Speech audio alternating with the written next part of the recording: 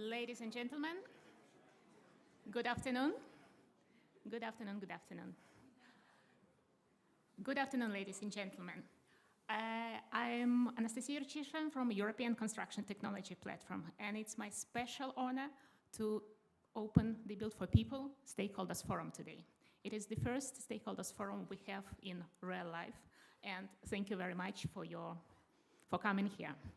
I extend a special welcome for our online participants who were unfortunately not be able to come here in person, but obviously they're here with us and sharing this special event. So, Built4People Stakeholders Forum is open. Today, here you can see the agenda of this afternoon. It will have several parts. First, we'll give the floor to opening word for our special guests. Then we'll go to plenaries. And then there'll be the very well expected coffee break, after which we are going into 4 parallel sessions. We'll remind you which parallel sessions we're going to have and where to go. And after the parallel sessions, we very, very welcome you back to this room for the first and very special ceremony of signing the Built4People Innovation Clusters. So, opening keynotes.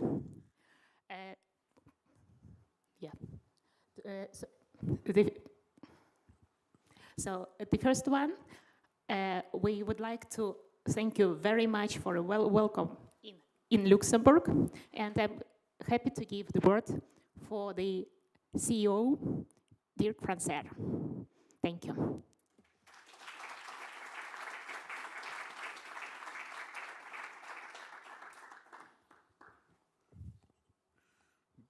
Good afternoon, everyone, here in the room and also remote. It's my honor and pleasure to be the first speaker on this Built4People Forum in Luxembourg. I'd like to welcome you in Luxembourg. I can do that because I myself am not Luxembourgish, so I can tell you this is a great country, and so I'm impartial. If I would be Luxembourgish, I would not be impartial, but I can tell you impartially this is a great country and has a lot of opportunities, and I think part of these opportunities you will also be able to discover over the coming days, and maybe if you're collaborating already with Luxembourg organizations like LIST or with companies, you will find Luxembourg has a very economic-friendly environment. As to the subject, I welcome you from all of your different organizations. We have research institutes, LIST of course, but I've also met people from TNO, met people from former Vito, I say former. There are companies here and federations of companies, there are governments. And the purpose from this Built4People, I'd like to give you in this opening speech my personal approach. The way I looked at it when I was invited to give this welcome talk, I said it has 2 components. It is build and people. And for me that's important in what is happening now in Europe. On the build side, if I look on the build side, I say in Europe we've adopted the Green Deal. And so we have set for ourselves quite ambitious goals. Ambitious goals in terms of CO2 reduction, which should be almost zero, 90% reduction by 2050. And it's clear that the building industry and the building needs play a quite significant role. Overall in Europe, I think it's about 30% of CO2 emissions which can be attributed to the building environment, depending a little bit on country by country. The people are important because in the end they have to accept this.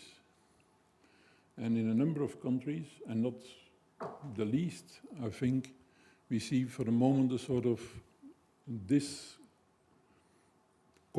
between the official policy, which is embraced by politicians, and the people who they understand what the goals are, they don't understand why they should have to pay for it. or to the amount they have to pay for it. So I think in this exercise, and it's not just on the building environment, it's on it's on energy, it's on mobility. We have to have this duality between what is desirable from an environmental point of view, what is needed from an environmental point of view, and how can we enhance the acceptance by the people. And that is a very important point. And it's clear that pricing and behavior plays an enormous important role in this. On the building, there is a lot of things to do. Building is actually quite broad. When we look at I was talking about CO2, when we look at CO2, we know, and there is a certain, two things. One is, after quite some time, it's now, I think, generally accepted that we need to have carbon negative technologies. Carbon negative in the sense that we are going to take CO2 out of the air, directly or indirectly. And some of the larger companies, and I'm thinking especially on the steel companies, ArcelorMittal, are already actively capturing the CO2. The chemistry is following. The next thing is, what do we do with the CO2? And people are looking ways to store, sequester CO2 underground. People are looking at ways of storing, sequestering CO2 in trees or in vegetation. People are looking at using that vegetation again. I'm thinking about bamboo fibers to enhance concrete, make green concrete. We are also looking at the fact that the entire amount worldwide of building material that can store CO2 is larger than the total CO2 emissions on a yearly basis. So it is clear that from a sequestering viewpoint, the building industry can contribute significantly to, first of all, sequestering, and secondly, trying to avoid emitting in the first place.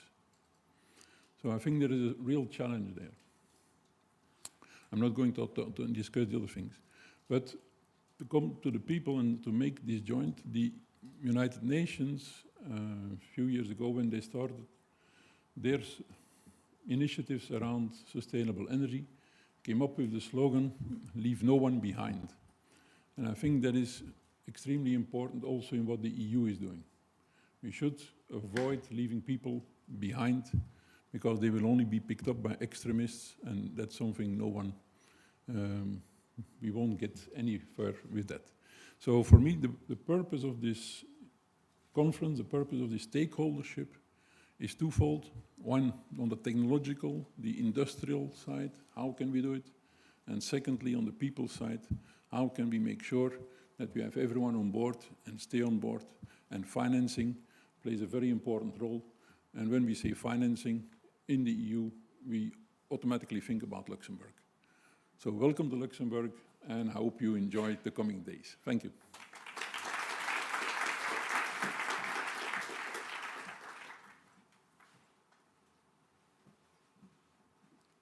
Thank you very much. It's a really great welcome from the Luxembourg Institute of Science and Technology. And yes, indeed, science, technology, people centricity shall go hand in hand. And I think we're all here to join the movement and support it. Thank you very much.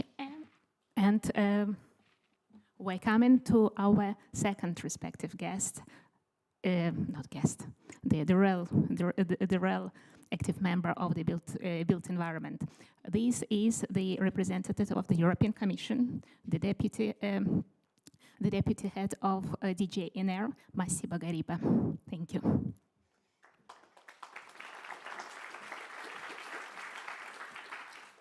Thank you very much. Good afternoon. It's a pleasure to be here to open this third stakeholder forum. Let me start by thanking the partners from the Built4People partnership and my colleagues from the Commission that made all this possible. This forum is an event, but it's also an integral part of the governance of the Built4People partnership. In that sense, the discussions today are important to steer the work of the partnership. And this year, it comes at a rather interesting time.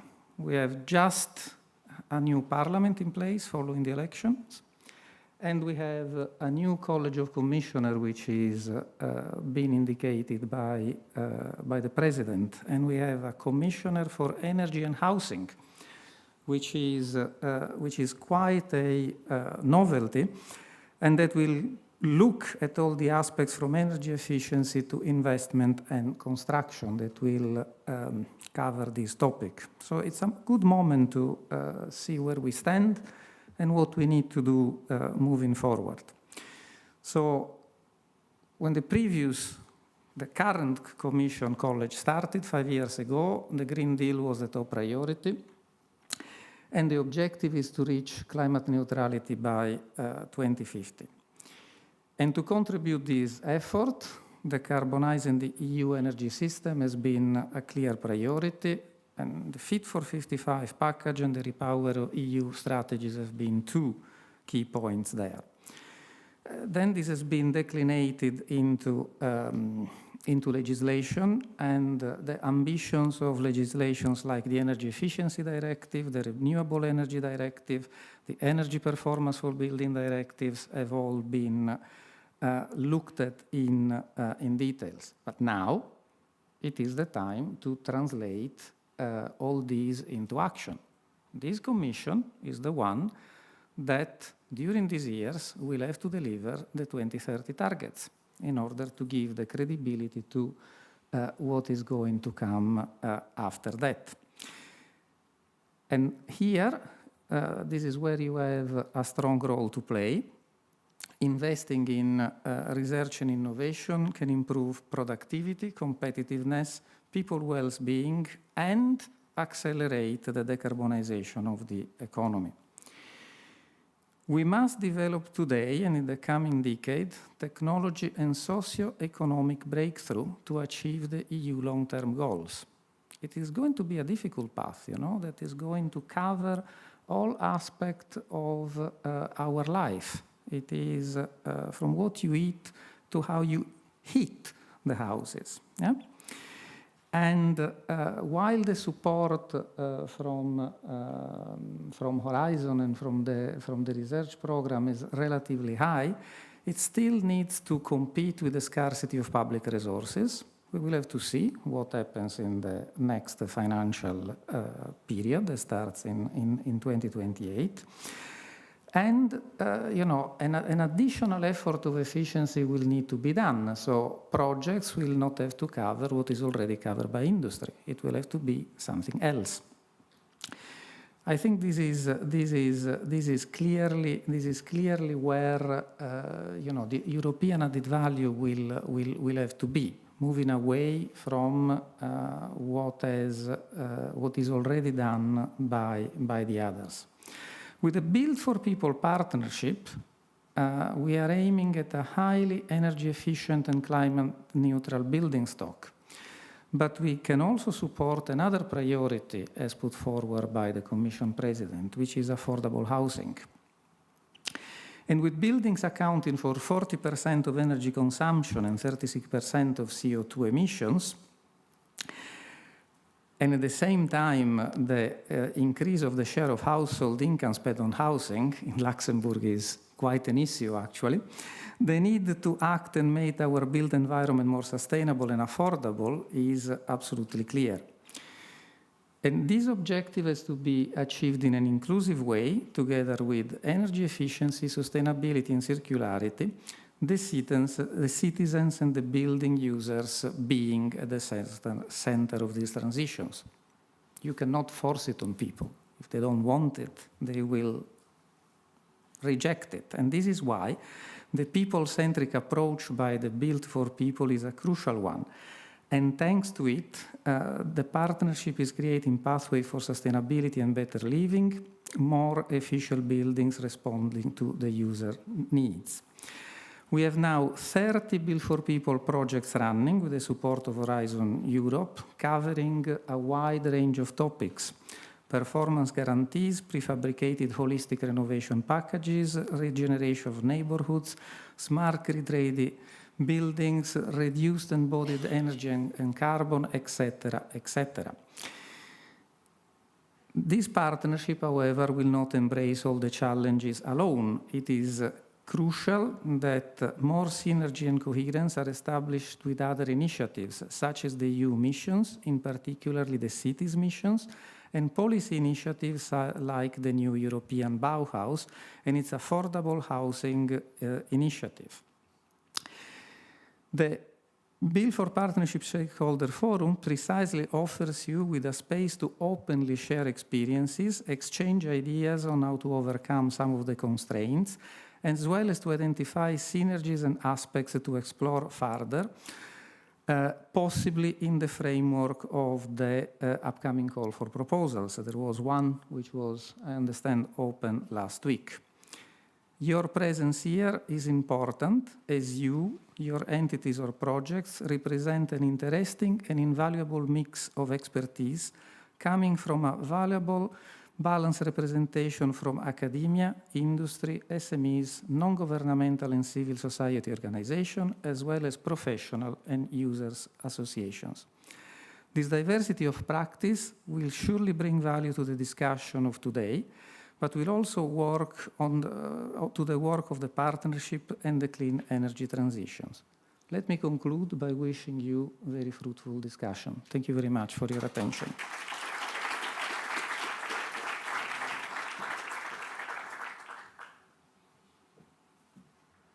Thank you very much indeed for this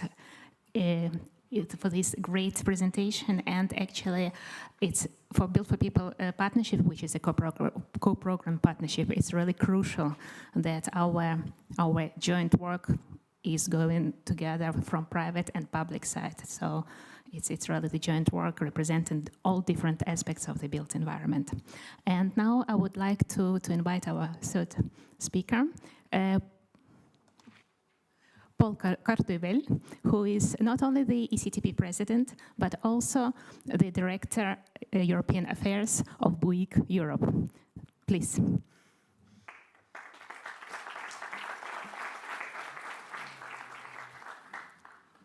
Voila, I come as the third and the last speaker of the opening.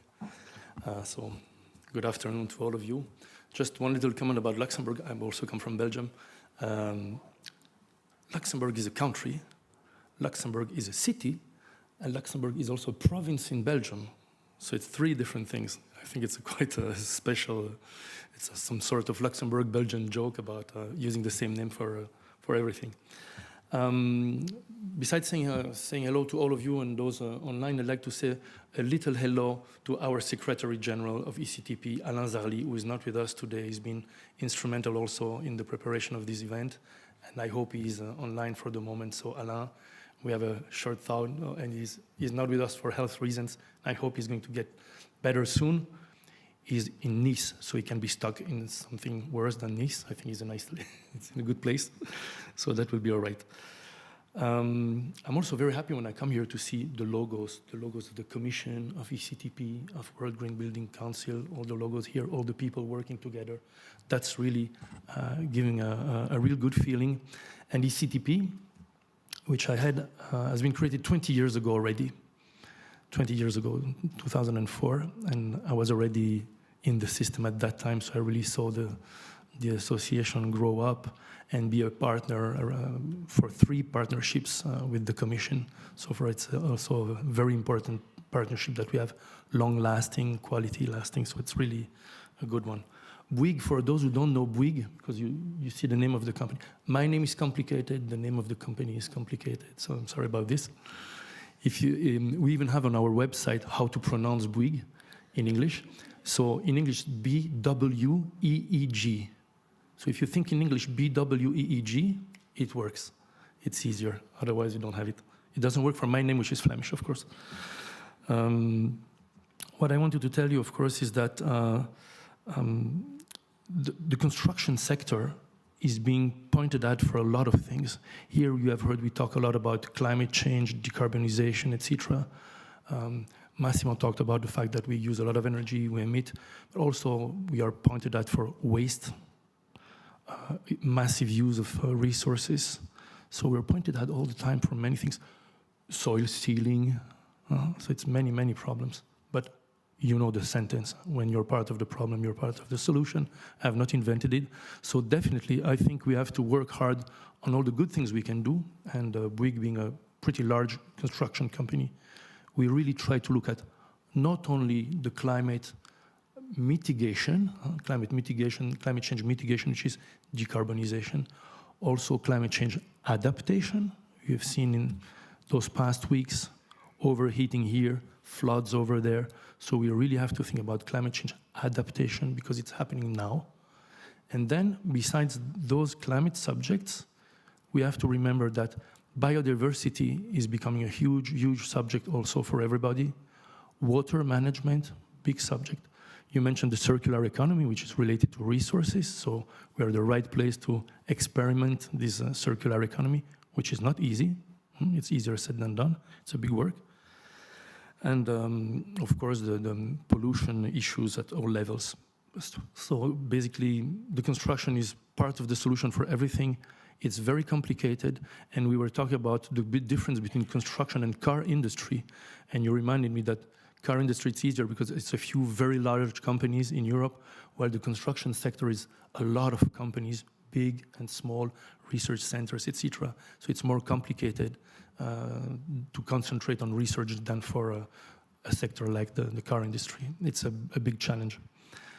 You know, Massimo, there's one thing that you did not mention from the Commission, so I'm glad that I can say it, is the Draghi report. And so last week, I don't want to scare you about this, but it's Ursula von der Leyen asked former Prime Minister and President of the Central Bank to talk about this strange word of competitiveness. You can put a lot of things behind competitiveness. To put it simple, how do we solve our inferiority complex towards China and USA towards a certain number of things, which I will not detail?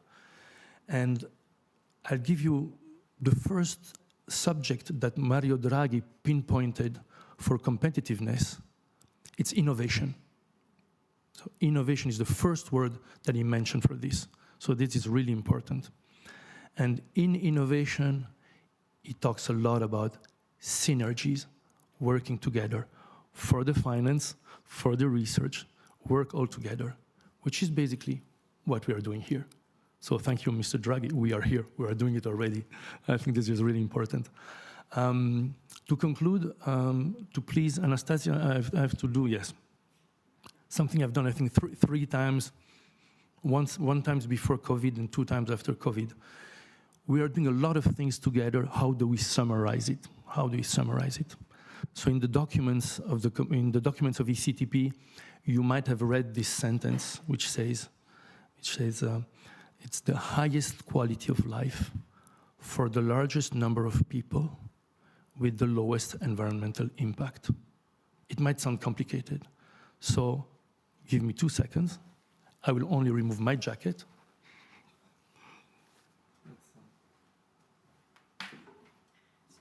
It's just, yeah, it's working.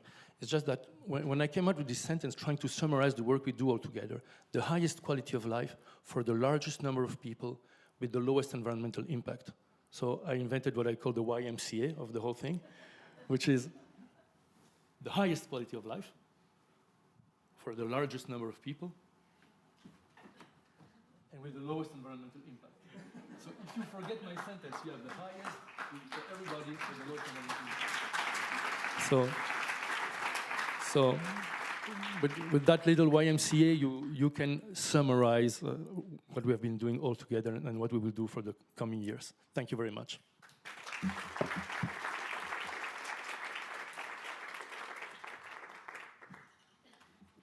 Thank you very much. It was impressive.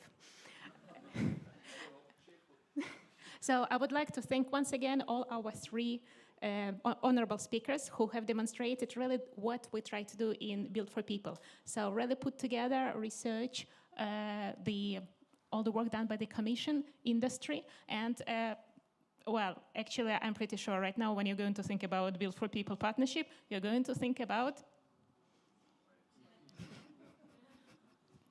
So may I suggest we'll give another huge round of applause for all 3 speakers.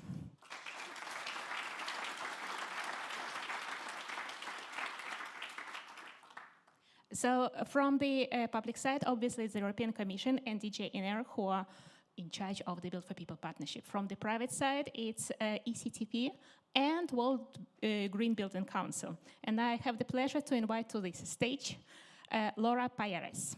The floor is yours. Thank you. So you're stuck with me with the second part.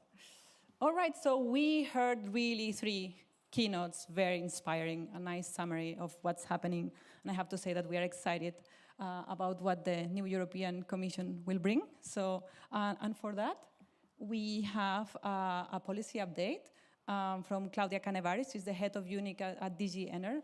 And I was telling her before, it's amazing because the last 2 times she was online, and for the first time she's in person. So we are very happy to have you, Claudia, and the floor is yours.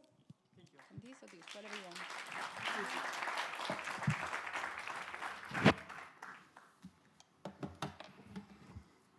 So, good afternoon, everyone. There should be a presentation. Yes.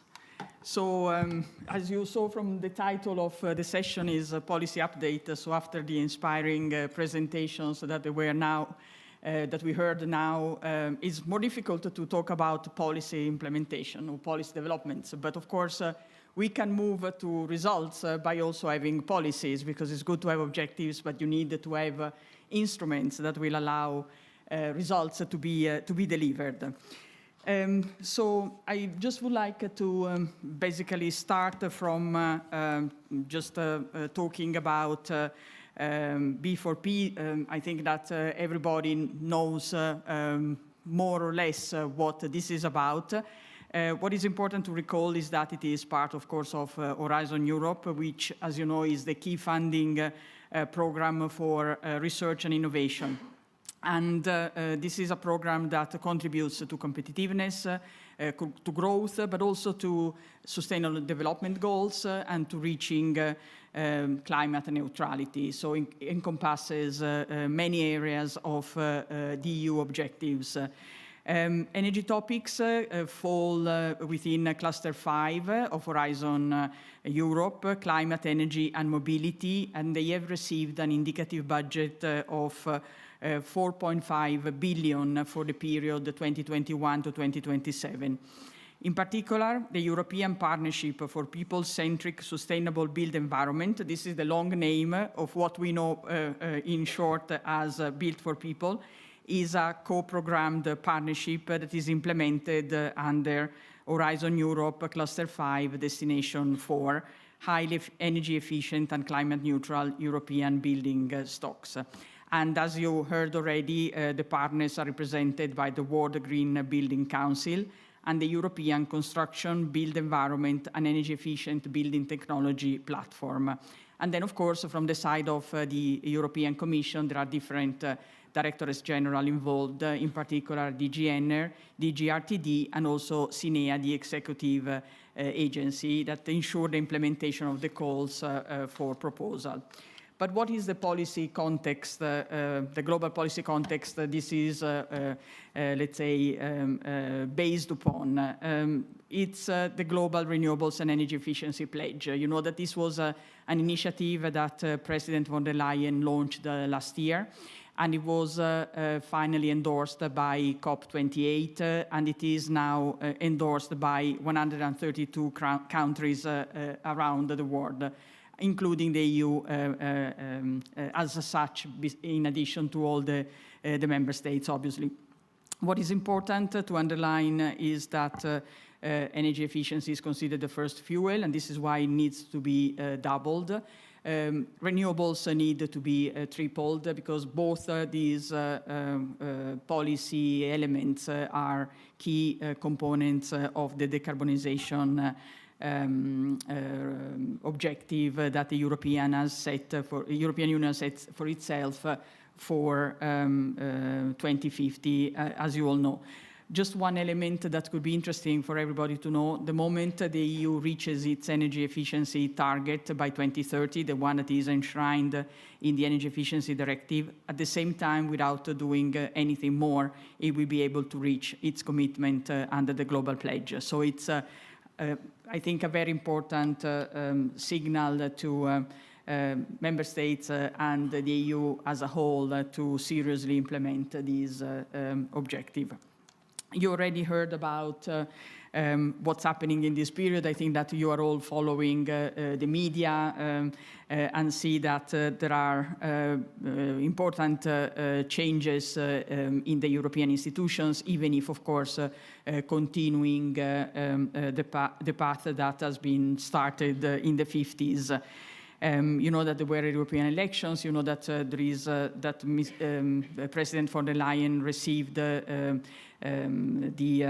green light for a second mandate, and she presented last week the group of commissioner designates, and then the commissioner designates will have to go through hearings that the different committees of the European Parliament will hold in order to test their capacities, their preparation. And then there will be a vote of investiture of the new commission, probably in November, but the timeline is still, let's say, to be defined.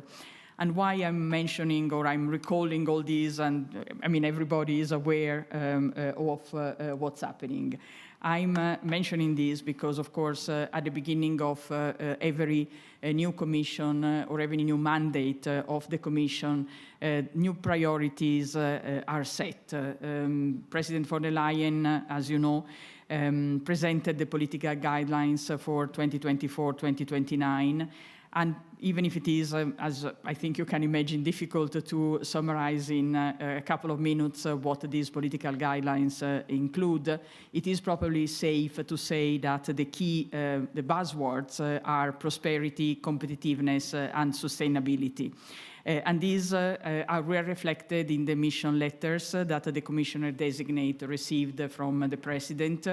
And for us here today, the probably key ones are the ones received by the Commissioner Designate for Energy and Housing, Mr. Dan Jorgensen, and the one received by the Commissioner Designate for Startups, Research and Innovation, Mrs. Katerina Zaharyeva.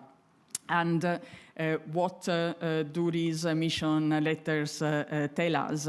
They do tell us that innovation, as it was already recalled, is key, and this is key indeed for the whole of the college designate.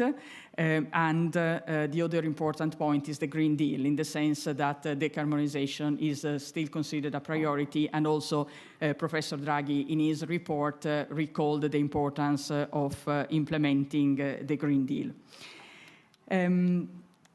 What are the key aspects for energy that we see in the mission in the mission letter that Commissioner Designate Jorgensen received?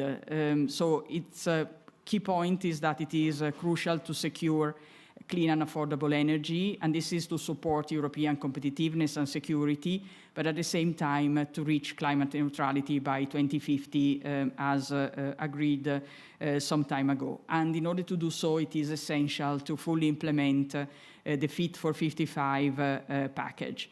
The Commission has been working on many proposals for the implementation of the Fit for 55 package, and the Council and Parliament, as the co-legislators, debated these proposals and agreed on the text. And I just would like to recall the three ones that are, let's say, maybe more relevant for what we are discussing in this forum. Namely the Energy Efficiency Directive recast, the Renewable Energy Directive recast, and the Energy Performance of Buildings Directive recast. The Commission, after the adoption by the co-legislators, continued working on supporting the Member States in their efforts to transpose and implement these three directives. Different guidance documents were prepared to try to give examples, additional explanations, some further elements to better understand the text of the directives. For example, as regards the Renewables Energy Directive, 3 guidance documents were published at the beginning of this month. And as regards the Energy Efficiency Directive, 9 guidance documents were adopted and published. And for the Energy Efficiency Directive, this completes the set of documents. As regards the Energy Performance of Buildings Directive, guidance documents are in preparation, but as you know, this directive was adopted a little bit later. Still on the mission letter as regards energy, a couple of other elements that I would like to draw your attention to. One is the implementation of the energy efficiency first principle. The other one is about boosting the rollout of renewable energy and energy storage. Then work on demand flexibility, advance on the energy system integration, decarbonize heating and cooling, and leverage the potential of digital technologies. As you can see, these are very important issues, not only for sustainable energy, but also for the role that innovation could play in order to bring further all these areas. In the mission letter, as you know, the Commissioner designate for energy is responsible for energy and housing. And this is a new title for the role of the Commissioner designate, a new responsibility. It shows how important buildings are, not only for, let's say, addressing climate change, for reaching decarbonization, but also to ensure that there is a fair energy transition, which is also one of the key elements of the Green Deal. So affordable and sustainable housing is set to be an important part of our work, and this is in relation to addressing big problems that people in vulnerable situations are facing as regards their housing. And the mission letter that the Commissioner designate Jorgensen received talks about reducing building costs, increasing the skills of the labor force, raising productivity and construction, and enhance the environmental performance. And what is important is that the B4P partnerships resonate strongly with the mission that the Commissioner designate received, and that will be part of his, will be, let's say, his task to implement. Briefly back to implementation, we were just put on this slide a few elements of an overview of the implementation of the B4P calls for proposal. As you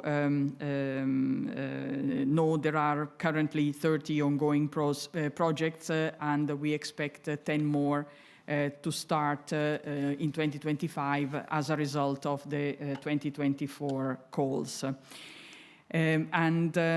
Just as regards these calls, I would like to remind you that 5 calls have just been launched, and the deadline for application is the 4th of February 2025, and you can find more information in the EU funding and tenders portal.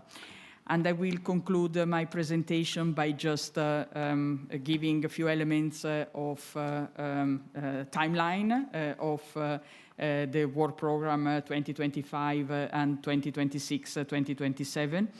As you will see, there are some foreseen deadlines, but of course these cannot be guaranteed because it depends on when the new college will be in power, so we will have to see. So it's just an indicative timeline that is on this slide. And in any case, let's say the indicative target date for the adoption is the end of December 2025.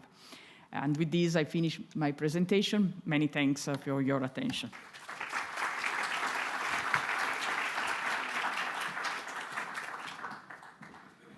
Thank you, Claudia. We know it's very complicated to put all this data in 12 minutes. So very happy that we had this intense explanation. And we went through projects, we went through some policies and some very successful things the European Commission did, and I think we're very excited also to see what's going to happen next years. So, but with that, I would like to present the next speaker.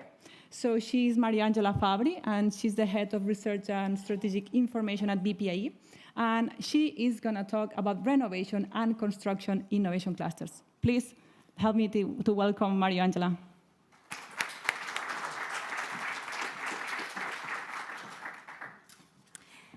Thank you, Laura. Thank you, everyone, for the invitation. Good afternoon. Good afternoon, everyone. Yes, it's afternoon.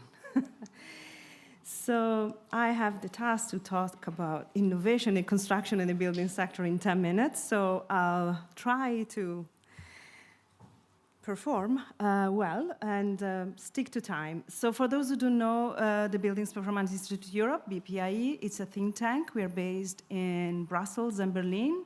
We were created in 2012, and we are an independent research center. We like to think about ourselves also as thought leaders, which means we always need and want to think ahead and being innovative and challenging ourselves in how we look at our work. From that perspective, about 5 years ago, the same time, slightly before the Green Deal and the renovation wave were launched, we actually sat around in our offices and started thinking about what do we see the buildings to be, what is our vision for buildings to be climate neutral in 2050? What does it mean? And we came up with this visual.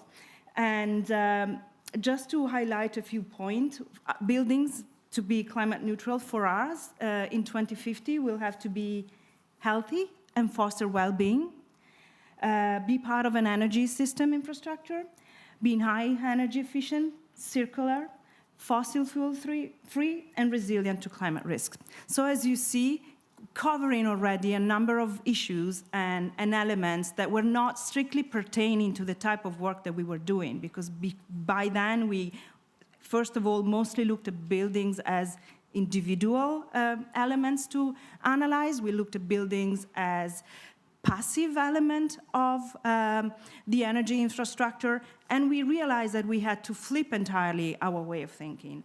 So buildings would become an active participant to the transition and to the decarbonization, would actually be people-centric, because when we talk about health and well-being, well, the wall cannot be healthy, but the people living within four walls should and can be healthy. So that's what has driven the way we do research and the way we think of innovation.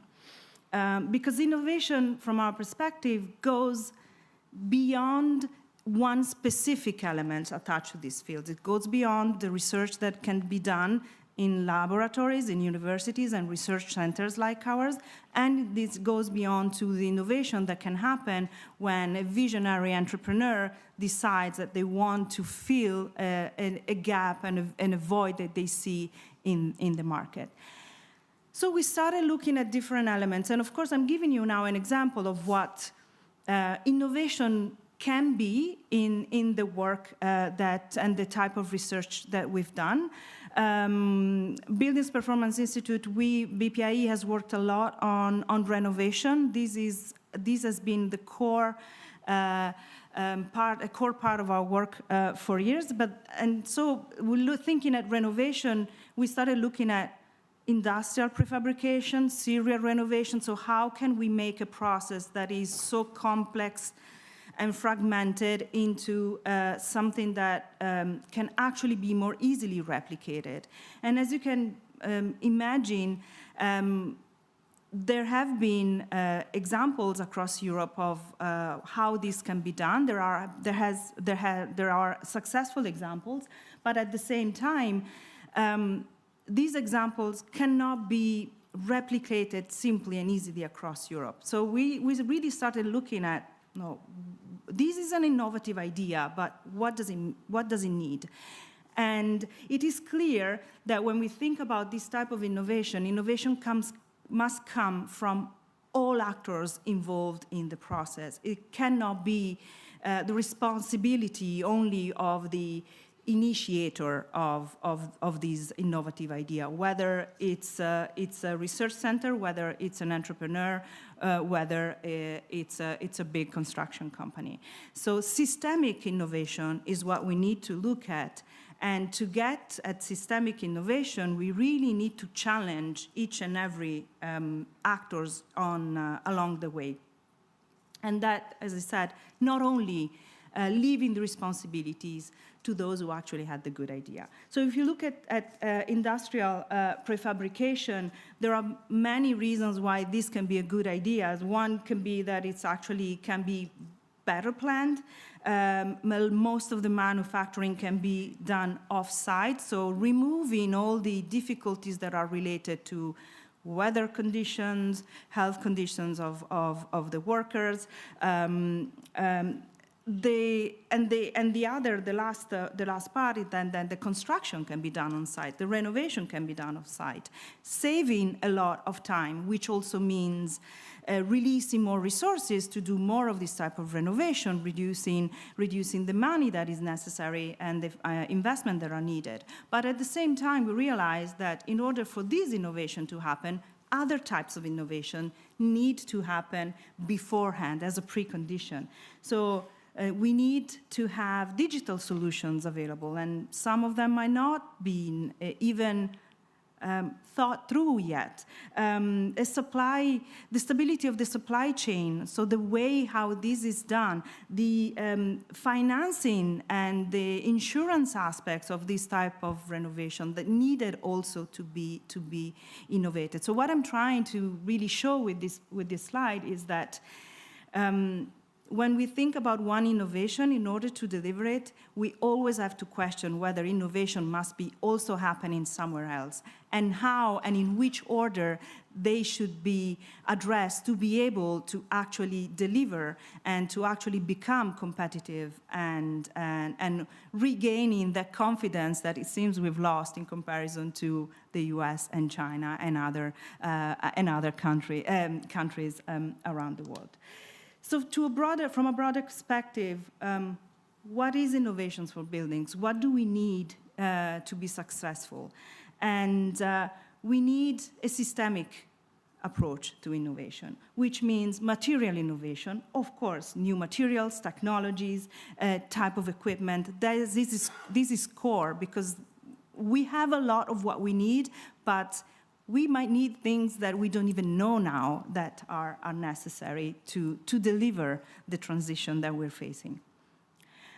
Business innovation. We need new business models to deliver, yes, prefabrication and similar renovation. We need to start thinking about renovation as a service, not necessarily as a number of companies and craftsmanships that deliver a little part of it where no one is actually fully responsible or no one can actually help the users. And we go back to people-centric approach on how to think about renovation and how we can provide it. Prefabricated solutions, fast on-site interventions. We also need to think about innovation in the way we combine the existing knowledge, material, tools, and models that we have with new elements of it. Can we also copy approaches from other sectors and start thinking whether we can apply them to the building sector? Then, of course, digital innovation. Digital twins, beams, digital measurements. We need to think about the role of artificial intelligence in our field. How can we use, if we want to use it, artificial intelligence to better read and collect and analyze our data? Can we use data collected from other fields and apply them to buildings? That type of innovation is still in the very early stage, and that's where all of us, I think, sitting here, but many other people that might not even think about buildings right now, but sit on the right idea or the right tool could actually help finding the solution to our challenge. And then policy innovation, and it's a quite broad group. For me, for us, policy innovation is innovation in designing policies, innovation in monitoring these policies, and again, can we use digital solutions, artificial intelligence to help us doing this? Use of new way of thinking, but also empowerment and co-design and participation in policy making and policy implementation, bringing multiple and actors that are not usually those who sit around the table when we discuss about buildings and construction and renovation to contribute to that. There are a few really interesting projects that really look at how participatory processes and co-design are useful, inviting the buildings user, inviting the patients of a hospital, inviting the children in a school and asking, what do you want from this building? What do you like about this building? What you don't like about this building? Where would you like to learn? And listen to what they have to say, because sometimes that innovation comes from non-experts. And this is really an element that is essential to achieve the change that this sector has been facing. We've heard and we know the construction and renovation sector is the slower in terms of innovation across Europe. We have not close enough to the level of renovation rates that we would need to achieve the existing objectives. And yes, these are all issues and these are all challenges, but one of the biggest challenges that we're facing is that we're not using our collective knowledge to its full potential. And that is the key to the innovation, the key innovational change that we need to succeed in this challenge. So the way forward is really innovation through cooperation. Success in this depends on new collaborations, joined up thinking, innovative approaches and services from every actor across the value chain. And in that, I also include the policymakers and institutes like ours that are really thinking about the future all the time while keeping an eye on how can we fix some of these issues right now. So I think this is the right audience to start challenging ourselves and discussing about this, and I think the rest of the afternoon might be a good opportunity, and the next few days will certainly be part of that conversation. And Built4People is exactly the type of program and research program that we need, but we also have to challenge it if we see that someone is missing around this table. How do we bring them in, and how can we really better use our collective knowledge? Because I think that is still one of the biggest challenges that we are facing. And with that, I conclude, and thank you very much for your attention.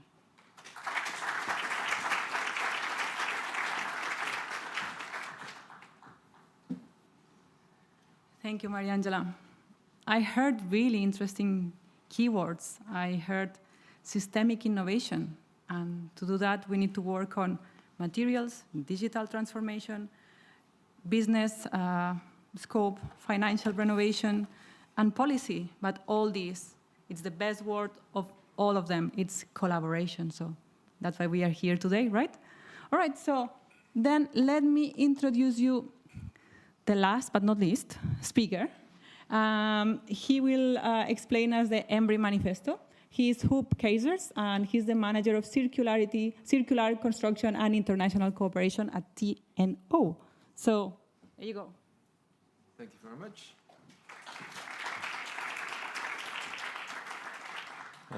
Good afternoon, everybody. I'm from TNO, as was mentioned, but I'm here standing on behalf of EMBRI. This is the European Network of Building Research Institutes. And a lot of us are actually also part of the Built4People platform. So we bring together especially the activities of the RTOs, research and technology organizations within Europe, at least a number of them, and to show how we can work together already for quite some time and let's bring it together in a more holistic view to really reach this carbon neutrality, well, in 2030, 2050 timeframe. But we really have to start now, today, to not only do things in the different countries, but share it amongst each other. And, well, I'll go through the presentation in the next 10, 15 minutes. But there will be an opportunity, of course, to interact with us later today, tomorrow, or afterwards, whenever needed, whenever wanted. Embry might not be too familiar with everybody here.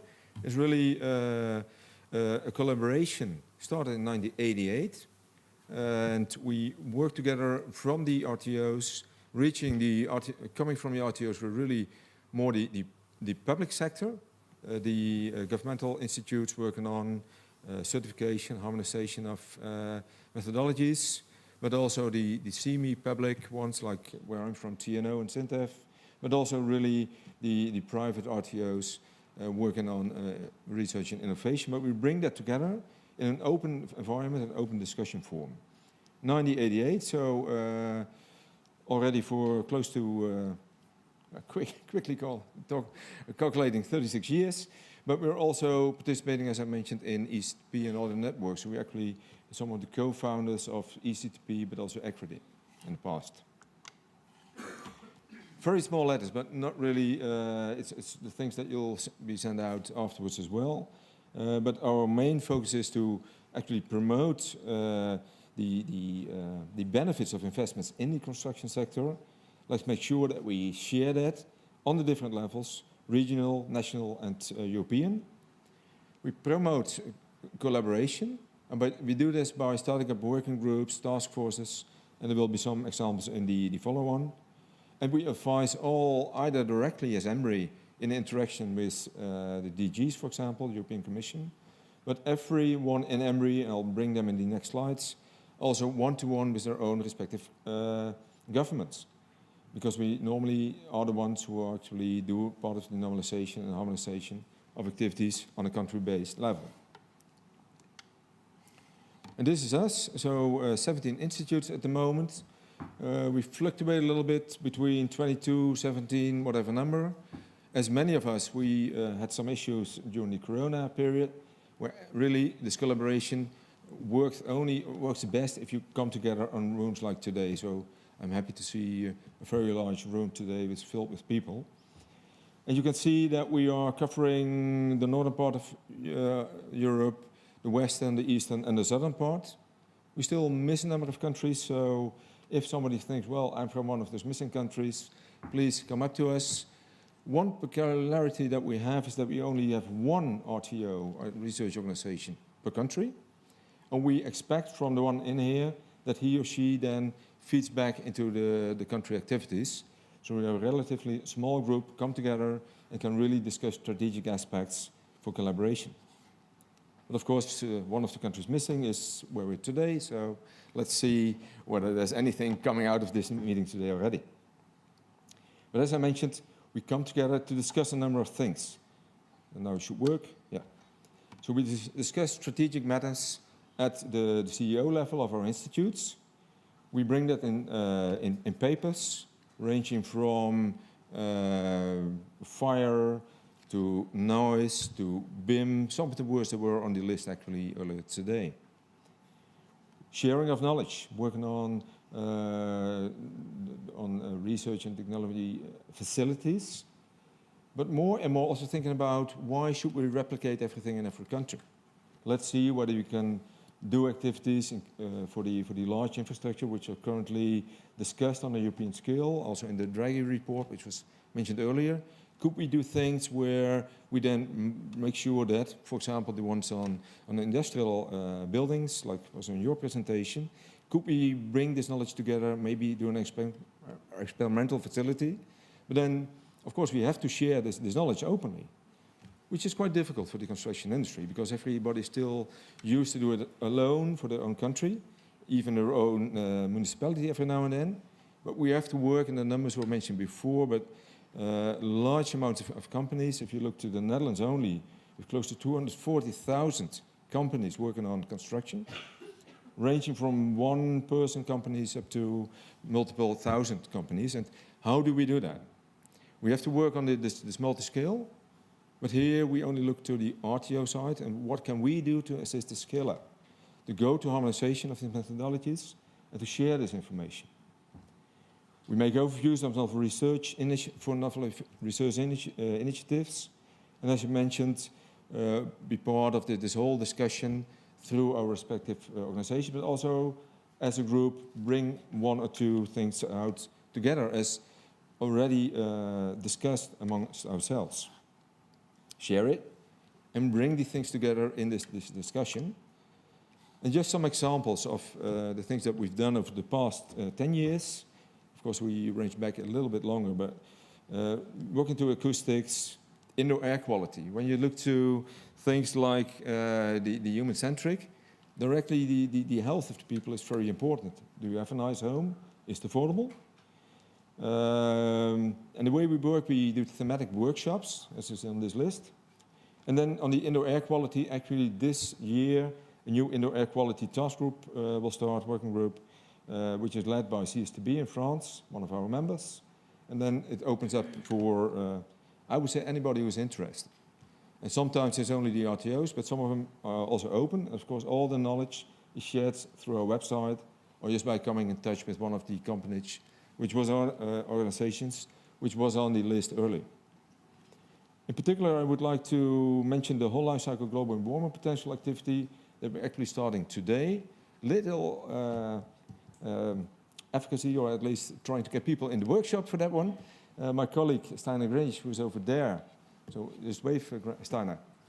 You're gonna see him. But he will do that part of the workshop together with the European Building Council. And of course, the other ones are also very interesting. So not only want to have everybody in that room, but really how can we share and how can we do things together? We actually did a review earlier this year on how, or what status is the whole life cycle global warming potential within the EMRI countries, and Sweden was added for that one. And if you look into the picture, we all are familiar with look to the whole life cycle. We all do it differently at the moment. So there's not one country which is exactly the same. But then the European Performance Building Directive was mentioned earlier by our colleague from the European Commission who had to leave for one of the other things. But there we state that in 2026 we all want to use it, and that we have a harmonized approach in 2028 needed for all new buildings. That's 4 years of time, and then consider that normal SEN type of procedures take like 7 years. So there's a nice effort, but we can do it together. I'm quite convinced of that. Which brings me to the manifesto. It's not working as intended. There should be 2 graphs on there. The first one, and you can all approach it through the link down there. We actually showed a small memorandum. It's like 10 pages, showing what type of activities we think should be included. Circularity, climate change, mitigation, adaptation. Strong focus also on the health aspects, as was mentioned before. But again, in line with the European Commission plans of the last week, I would say, affordable housing on top of that. Which is not a big surprise, because if you look to the different countries within Europe, I think housing is an issue everywhere. And only looking to the Netherlands again, that's for me easy because I have those numbers. We want to build 1 million houses, at least living places, within the next 8 years. Which is really a lot if you look to the amount of people working and living in the Netherlands. And last but not least, the economic development and job creation, things you need to do. So strengthen this collaboration. Our CEOs came together with policy officers of DG Grow and DG Climate there. And we reconfirmed not only the fact that we think it's needed to do it, but we also started sharing our respective roadmaps, which normally is a process where you do things and then after 5 to 8 years, you bring it out. But now we said, well, let's bring this together at the level of the directors. And let's show where we not only want to go, but also make sure that we start discussing if we want to do specific infrastructure, how can we do this and how can we work together on that? So collaborate on that one. And as I mentioned before, we in our manifesto, we offered to DG Grow in their transition pathway document for the high-level construction forum. I'm sure a number of you are involved, or at least aware of that we want to pick up 2 of those actions, lines 314, 315, which focus on the whole life cycle, and let's see how we can bring that together. So I dropped one of the slides because it was in there with one button, but it didn't show up. But it really shows the front, so it's a flyer telling where we want to go. But really, I like to encourage everybody to download the full document, see where at least we, as the EMRI participants, I think, well, at least where we tell to the rest of Europe where we're going. As I mentioned, we hope to have participation in the end of every European country in there, so maybe after today or the upcoming days. And, well, once again, glad to be here, and feel free to approach me today or the rest of the week. Thank you very much. I went too fast probably, but I started a bit early. Thank you very much.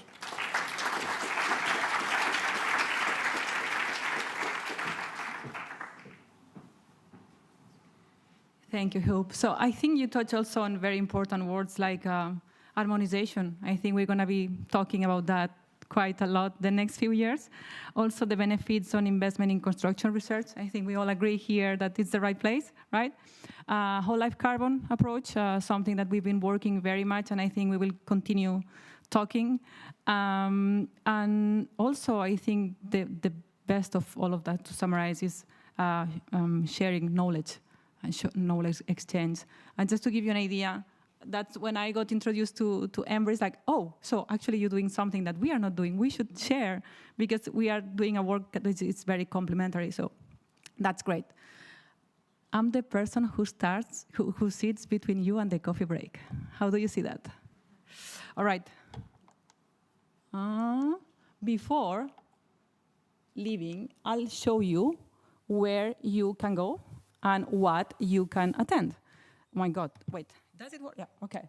So if you want to follow the building renovation contribution to research and innovation to achieve the Fit for 55, you stay in this room. You come back to this room after the coffee break. If you want to attend the development of the Built4People innovation clusters, you go to the room, call Franz, or you call follow my colleague Anastasia. So you know her, she's been speaking. So it's easy.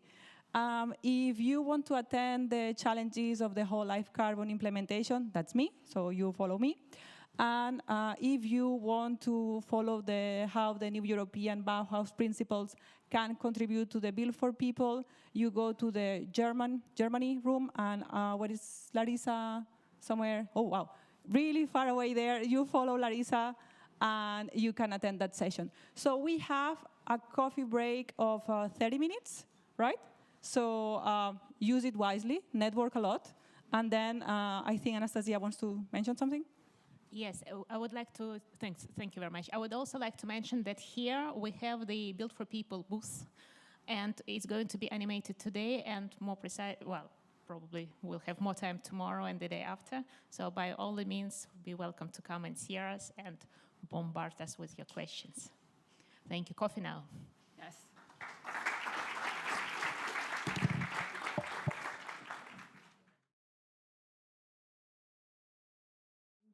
I hope you had a nice coffee break and that you had the chance for networking. So here we are for the 4th breakout session titled Building Renovation, Contribution of Research and Innovation to Achieving the Fit for 55 Ambitions. And we're going to have 4 interesting presentations, and then hopefully in discussion with the audience. So I'm counting also on your participation after the presentations. So the first presentation is from Luca Kranzl. He's a senior scientist at the TU Vienna Technical University of Vienna. Luca's background is on mechanical engineering and energy economics, and he has 25 years of experience in the field of energy systems analysis with a focus at the building stock and the heating cooling sector. He's going to present the project EPBD-WISE and how it supports member states in the implementation of the directive. Lucas, the floor is yours. Yeah, thanks a lot for this introduction and the opportunity to share some thoughts and ideas of the project EPBD-WISE with you. EPBD-WISE is a project that supports member states in the EPBD implementation. So we have selected 6 countries, Bulgaria, Greece, Hungary, Poland, Romania, and Ukraine, for which we will provide in-depth analysis, in-depth support for implementing the EPBD. On top of that, we will then replicate also the results to make it relevant and useful also for EU members, all EU member states. In the EPBD, in the new EPBD, there are a lot of new and relevant provisions. We selected 5 of them, which are interrelated to each other and which either are new or got a new, let's say, drive with the new EPBD recast now. First, national building renovation plans. Second, minimum energy performance standards. Third, energy performance certificates. Fourth, building renovation passports. And fifth, zero emission buildings. So they are linked together. We cannot see them isolated and build on each other. Where do we stand with our work? We recently published reports on the policy needs and best practices for each topic, focused on the specific countries that I mentioned. So this phase 1 was important to understand the policy needs, to understand where do member states stand with the EPBD implementation, what are their experiences, what have they learned so far, but also where are challenges. And we have now entered the intensive support phase where we have the intention to draft policy guidelines for the focus countries, in particular, as I said, for these 5 topics. In parallel, we are preparing the replication of results to EU27. The whole project goes from October 2023 to June 2026. So we have completed more or less the first year now. And as I said, entering now into this more intensive policy support phase in our focus countries. One example, how to let's say, also illustrate where are the challenges, what do policymakers need to better understand, is presented now in these next 2 slides for the case of energy performance certificates. So we identified 5 elements. We need to improve data management, in particular when it comes to EPC database management. We need more uniform data formats, accessible databases. This is also linked to quality control, which can already be derived and implemented in the EPC databases. But we also need to implement more robust measures to ensure EPC accuracy and reliability. This again is linked to the training of assessors. So we need to develop better training programs, verification mechanisms for EPC assessors. 4th element is public awareness. The public perception of EPCs obviously is crucial and key, and all that needs to be integrated in an approach which also, and in particular, links to renovation passports and the overall energy efficiency policy. So we will further work on these 5 elements now in the selected countries to establish or to propose and measures how to establish really all these components in the focus countries. The good thing is we can work on best practice examples that we have also already identified. So for example, there are one-stop shops in from Home Energy Scotland, or quite rigorous verification processes in Portugal available, just as an example for some best practice examples on which we will build. Other good practice examples with respect to the national building renovation plans are listed on this slide. The point is, national building renovation plans are newly introduced in the EPBD. So obviously, we could say there are no good practice examples yet, but we can build on the experiences made in the long-term renovation strategies. And here we see that, for example, Spain developed very effective strategies to mitigate energy poverty. Italy developed a very profound system of building stock databases. In Slovakia, a rigorous stakeholder engagement process was implemented, and very effective and comprehensive public consultation from which we can learn, and so forth. And all these good practice examples we want to compile and see how can that be integrated in the new national building renovation plans. Now I see that the animation didn't work, so imagine that this blue box here is not yet here, and imagine that only the first row is shown. So in the Article 9 in of the EPBD, minimum energy performance standards were introduced, first for non-residential buildings. And the idea is that member states need to define, based on the data of the building stock in 2020, thresholds for the worst performing buildings. And they need to be then gradually renovated. So the 16% threshold by 2030, the 26% threshold by 2033. So a quite stringent and clear regulatory instrument. On the other hand, for residential buildings, the European Parliament, Commission, Council took another choice. For residential buildings, member states will need to develop national trajectories for progressive building renovation, meaning that the overall average primary energy use need to be gradually reduced. So far, the target is clear, but in the implementation, in the real implementation, there are a lot of open questions. For example, how to exactly parameterize these instruments, how to exactly identify the worst performing buildings, how then also to contact building owners to make sure that these targets are achieved. All that are open questions, and we will work on that in specifically in this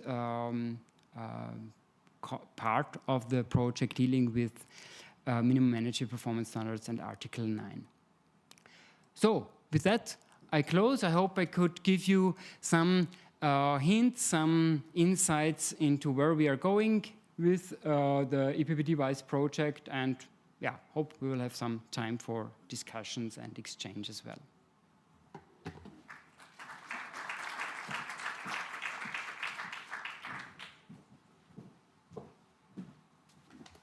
Thank you, Lucas. So the second presentation is from Stelios Zikos, who is a postdoctoral research associate at the Information Technologies Institute at the Center for Research and Technology Hellas in Greece. His background is on AI optimization methods and machine learning applications, and he has 8 years of experience in the field of technologies in industry and energy domains.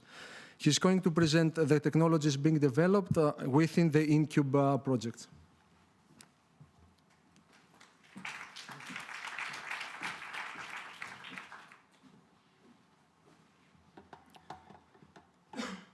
Hello, good afternoon. Thank you for the introduction. I will present about the technologies that we developed within the InCube project, which are related to the deep renovation of buildings.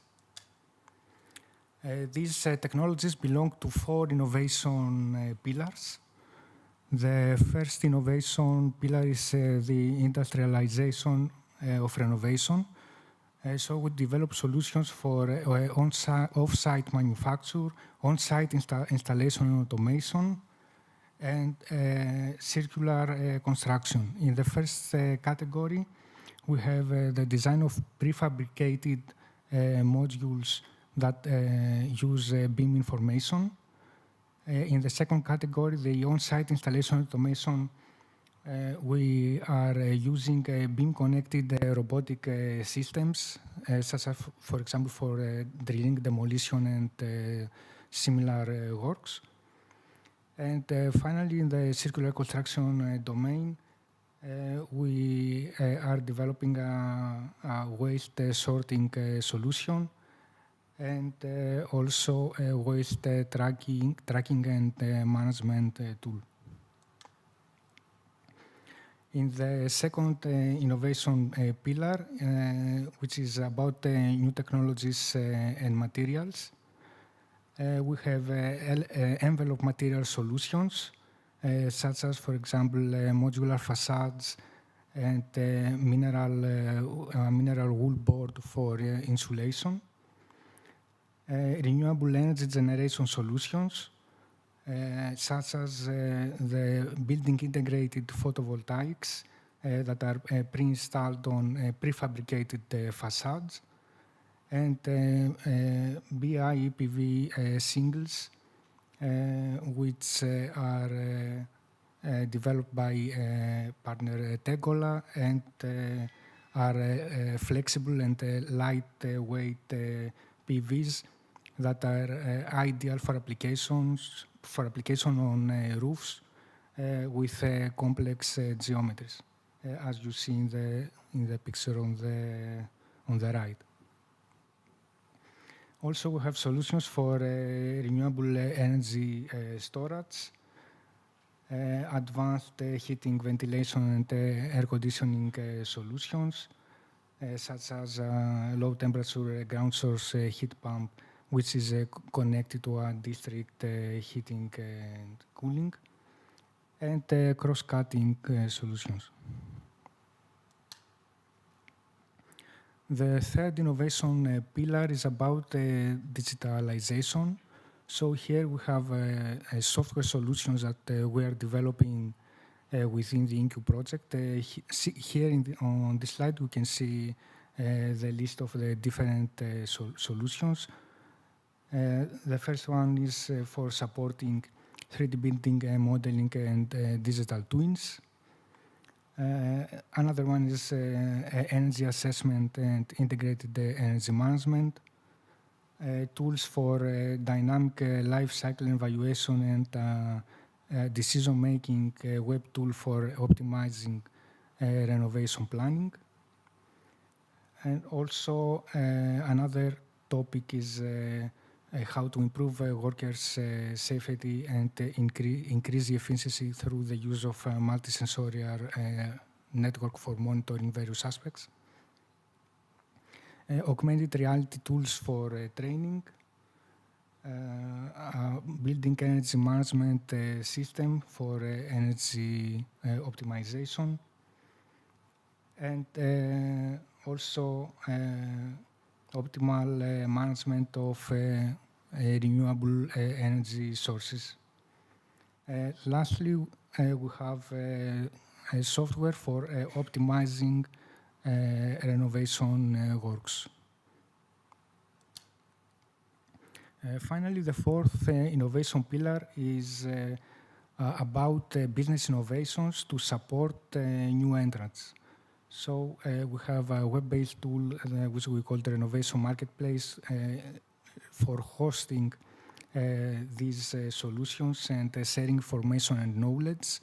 This is an open platform that is under development. We also look into novel business models, including the formation of renewable energy communities. And also we examine the aspect of gender mainstreaming and training modules with best practices for upskilling the workforce. Here's an example of a solution that belongs to the novel envelope materials category. It is lightweight modular facades that are provided by cover partner of Incube. These facades have integrated building elements, such as, for example, balconies, windows, external lifts, and the aim is to improve the energy performance of the building. And the facades finish can be adapted to the specific needs of the designer, and this makes it possible to be applied in heritage buildings. Here on the right, you can see that we have developed the digital twins, which means that are two BIM objects that contain all the information related to these facades to use in a digital twin. Another example belonging to the renewable energy generation solutions is the building integrated photovoltaics pre-installed on prefabricated facades. So this system integrates BIPV for energy production and is meant to be used to use a vertical space on facades to generate solar energy. And the aim is to apply them for renovation of high-rise apartments. The prefabrication allows to reduce the carbon dioxide impact and also reduce the assembly time while installed on site. Regarding the demonstration sites, we have 3 demonstration sites in the project. The first one is located in the city of Trento in Italy. It is the Sara Chiara district, which includes cultural and heritage buildings. The second demo site is located in Saragossa in Spain. It is a residential building. And the third demonstration site is located in Groningen in the Netherlands. It is a high-rise building accommodating students. Thank you very much for your attention. For more information, you can receive the project website to get more info on our solutions that we're developing. Thank you very much.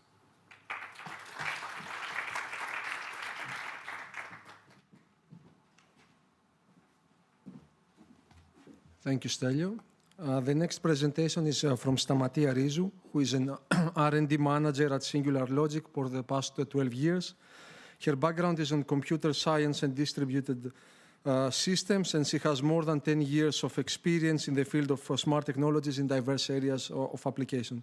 She's going to present the project Inherit and how to renovate cultural heritage buildings.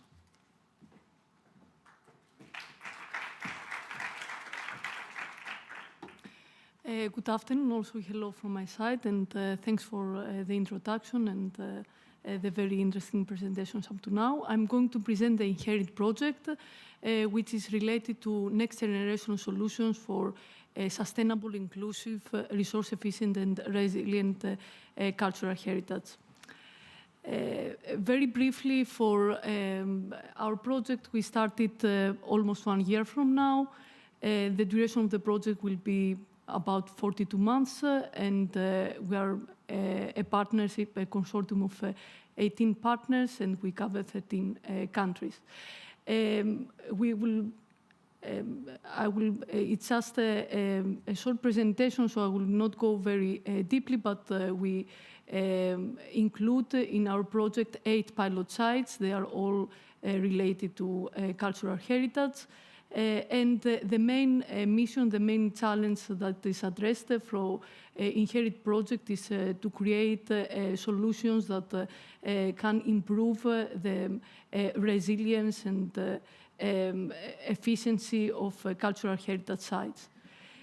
So basically, our project vision can be divided in three main pillars. So we have a pillar which is related to the social aspects and the social acceptance of the solutions. Another one which is related to new scientific methodologies in order to systematically support the renovation of the cultural heritage sites. And a third one which is related to technologies, ICT technologies and smart solutions in order to support the innovations and the smartness upgrades of these cultural heritage sites. All these three pillars and the whole vision of the project is in line with the new European Bauhaus principles, and we try also to create bonds and activities that relate to the initiative of new European Bauhaus. Regarding the first pillar, the social pillar, we are actually implementing a stakeholder engagement strategy. The core of this strategy is related to co-creation approaches, and we have established the so-called social labs in the 8 different pilot sites. And on top of these social labs activities, we also establish a multi-stakeholder forum, which is broader and at the European level, and we try also to attract at this level and provide continuous feedback from stakeholders related to the co-design of the inherited solutions and provide the feedback across the project life cycle. The scientific pillar, here we are focusing on the assessment and the monitoring of the cultural heritage sites. Basically, we have different tools and approaches that are developed in this context. We start off a methodology for the technical inspection of the cultural heritage site. Actually, we were working on an approach that is systematic, and it prioritizes the structural and safety aspects of the assessment of the building. We basically try to systematize the assessment of these buildings from different aspects, and the result is also another framework, assessment framework, where we try to provide some measurable insights about the assessment of the site on different domains. The 4 domains that are currently addressed by our project is resource efficiency, energy efficiency, climate resilience, and inclusiveness and accessibility. For each of these domains, we have defined specific KPIs, measurable KPIs, and we try to assess these 4 domains and provide some kind of score of scaling, let's say, in order to get a first insight about the state of cultural heritage across these domains. In terms, apart from the methodology, we are also implementing a web-based tool that facilitates this assessment tool and provides some overview and some dashboard in order to monitor this assessment methodology. As a next step, after assessing the cultural heritage site from different perspectives, we are working on a hub of measures, so potential interventions on the cultural heritage sites, and there we have started identifying potential measures, and we try to classify them in terms of their applicability to different cases and their focus on what is their impact in terms of the 4 domains that we are working in the project. So basically, this hub of measures provide a valuable resource for managing and modernizing the cultural heritage sites. And unfortunately, we cannot get into much detail here, but for each of these domains, we have identified different list of potential measures, and we have tried also to classify them in terms of their applicability, especially for the case of the cultural heritage buildings. Apart from the scientific part and the methodologies for the assessment and potential interventions in the cultural heritage sites, we are also working on different ICT solutions that can facilitate the stakeholders and decision makers in order to plan these interventions. Very quickly, to say we have 10 different services that we are digital solutions that we are applying in the different pilots. One transversal component is a component related to data management, and we want to promote and facilitate data interoperability and data sharing.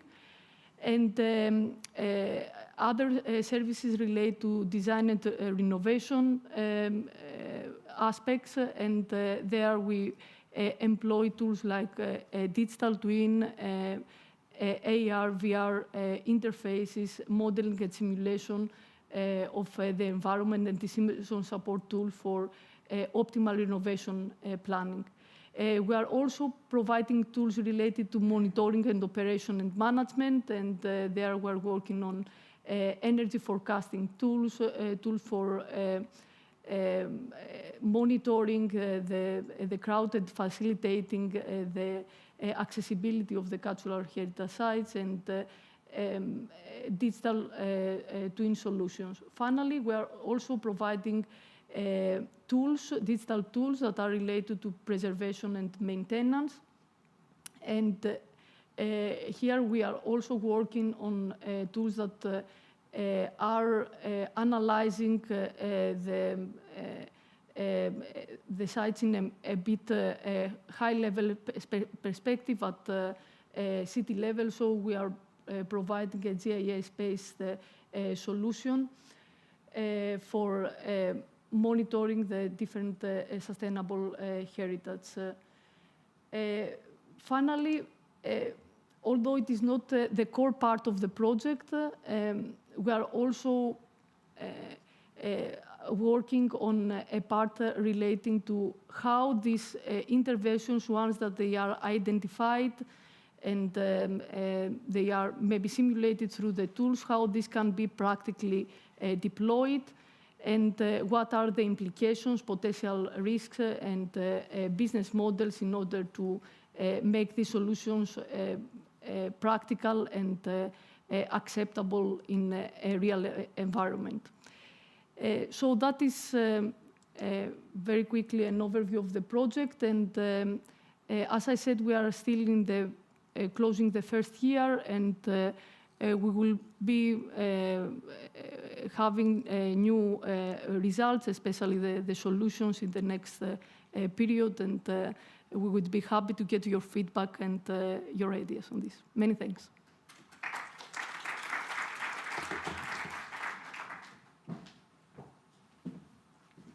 Thank you, Martina. And the last but not least speaker is Fabrizio Seminara. He's a senior he's a senior urban development specialist at the European Investment Bank, where he has been working the past 14 years. His background is on architecture, engineering, and urban development, where he has more than 20 years in the field. He's going to present how the EIB can support the built environment, and in particular, building renovations. Fabrizio, the floor is yours.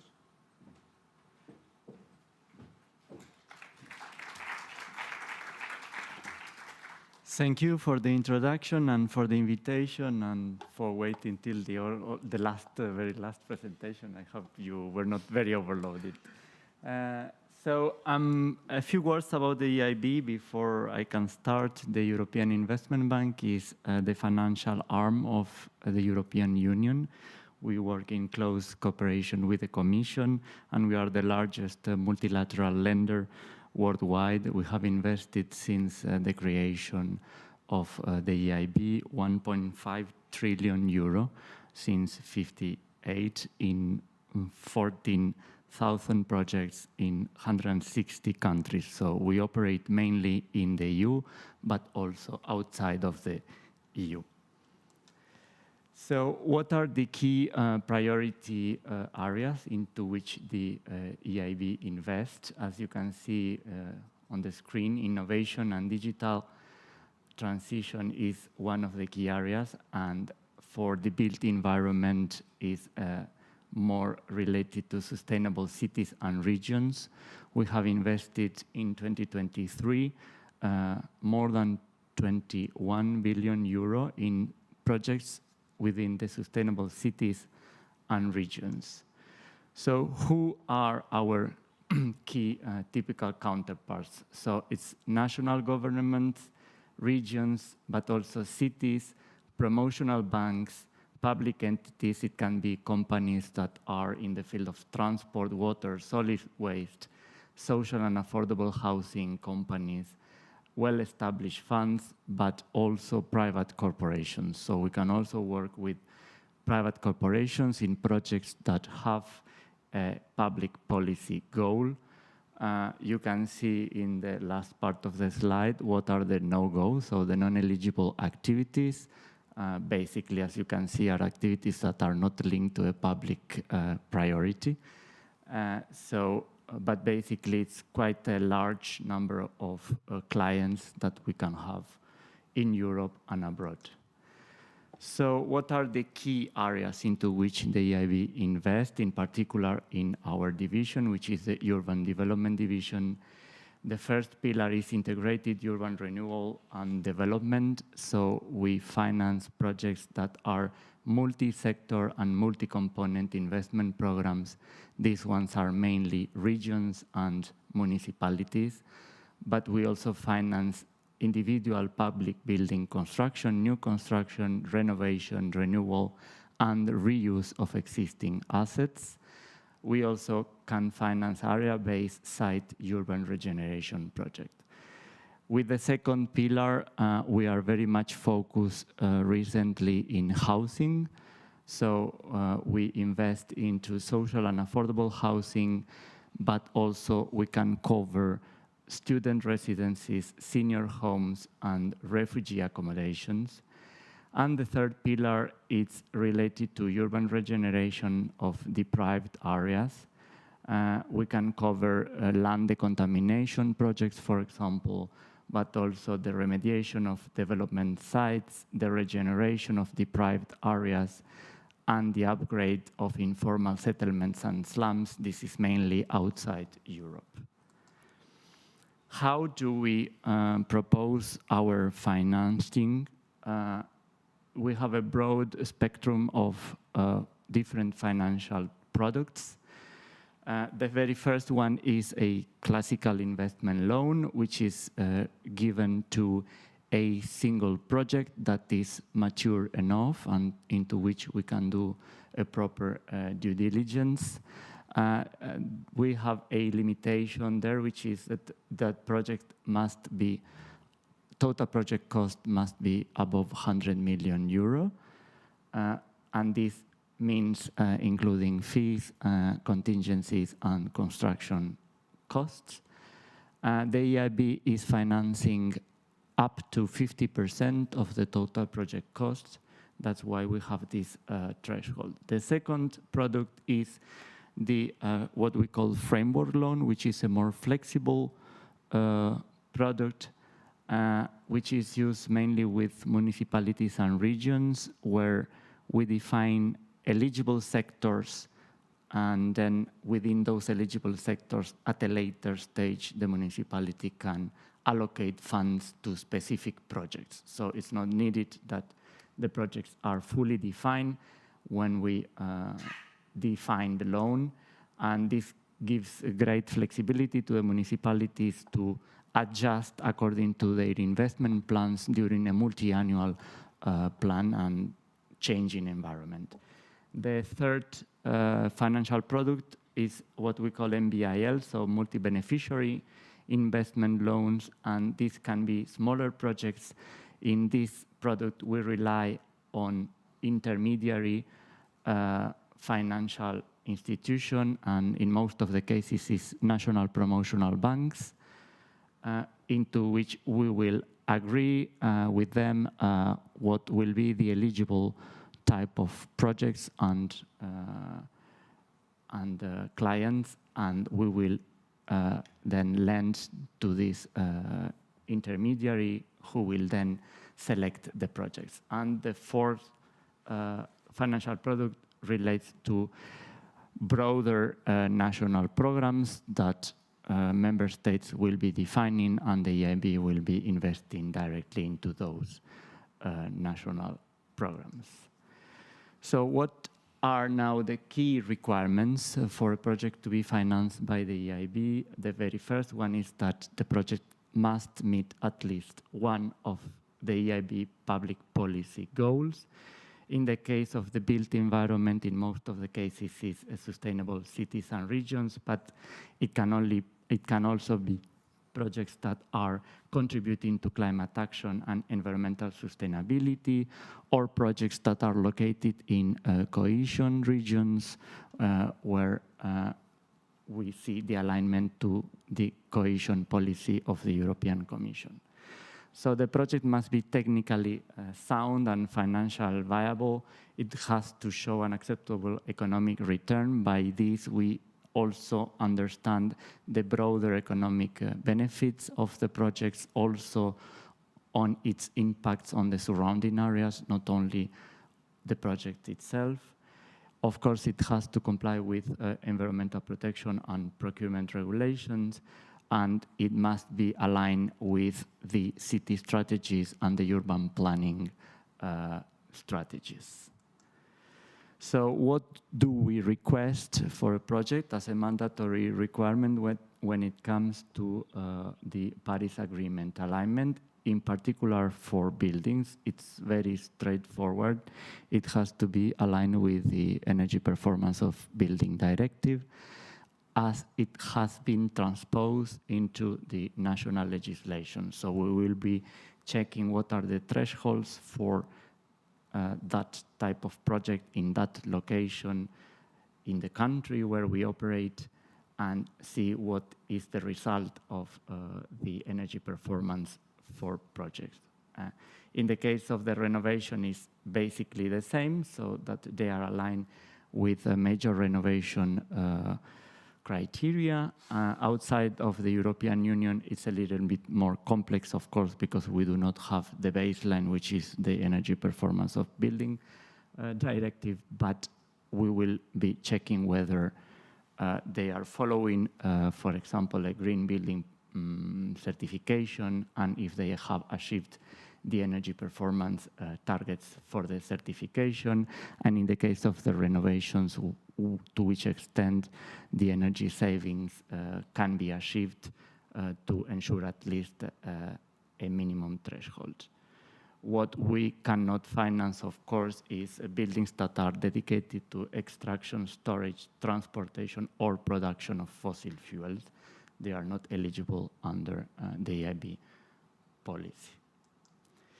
When it comes to climate action mitigation, and in particular for the case of renovation of existing buildings, as I said before, the building renovation must comply with the major renovation, and we will be checking that the primary energy demand when we compare the results before renovation and after renovation, and this is checked in most of the cases through the energy performance certificate or an energy audit before and after works.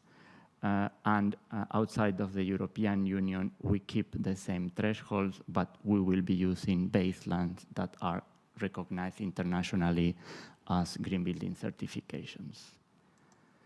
And last, I would like just to show one example of a project we have been financing. It was in Poland, in Warsaw. It was an old factory that was reconverted for reuse. It was then used as a mixed-use complex with offices, retail, and culture function, because the promoter in that case included a small museum to explain the history of the site and what was done before in the site. This project also had land decontamination required due to the former use. And the investment loan was around 60 million euro. In this case, it was a corporate, it's not a public entity.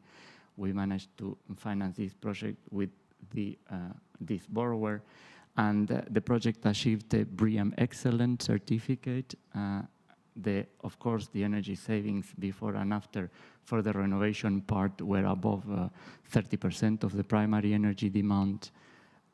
They have also installed photovoltaic panels on the roofs that are producing almost 46 megawatt hour per year. And we have to say that this project was quite successful in the urban regeneration in the surrounding areas because, as you can see in the picture to the right, they have also created an internal public street which is open to citizens, and it creates a great environment in the surroundings. So after the renovation, the surroundings area were extremely converted. So I think that's all from my side, and thank you very much for your attention.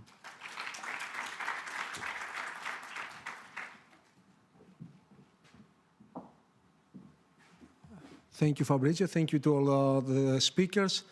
So I think we had a broad spectrum of presentation. We heard about more closer to the policy. We heard two presentations about technologies on how to deliver the renovation challenge, and then also about the funding part. So now the floor is yours. We count on your participation with your questions to the four speakers. Yes, yes.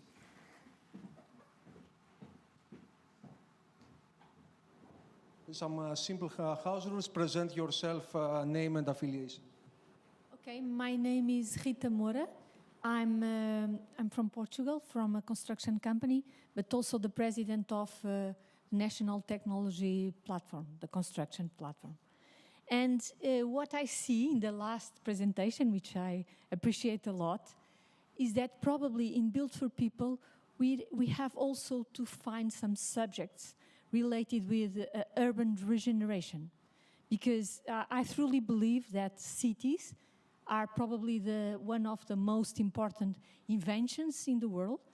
And it's really important to be focused on the regeneration of the city, let's say not only in the buildings, but also in the infrastructures, and also in the mobility, and also in regeneration the city, changing it to a more green areas, etc. So probably it's important that we have more calls regarding this subject and not only buildings itself. It's just an opinion, not a question. Thank you. Next one.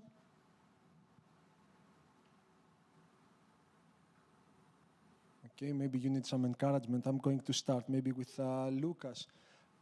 You saw in your project that you have some countries that you are focusing. How can other member states replicate the findings from the countries that you have selected? Yes, I mean, some of the results that we are producing are really very country-specific. So, for example, we are modeling scenarios for the decarbonization path for the countries. This directly is difficult to extrapolate. But the insights and the findings, we will try to derive some, let's say, core essence, which is relevant for all countries.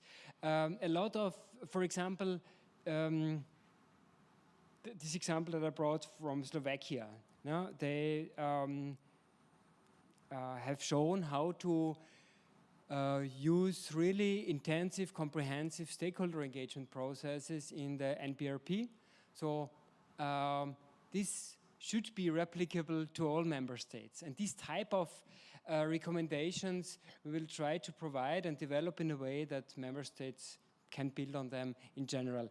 On top of that, we will then also, our plan is to identify commonalities among member states and our 6 target countries and see to which extent some member states might be more relevant for some specific recommendations.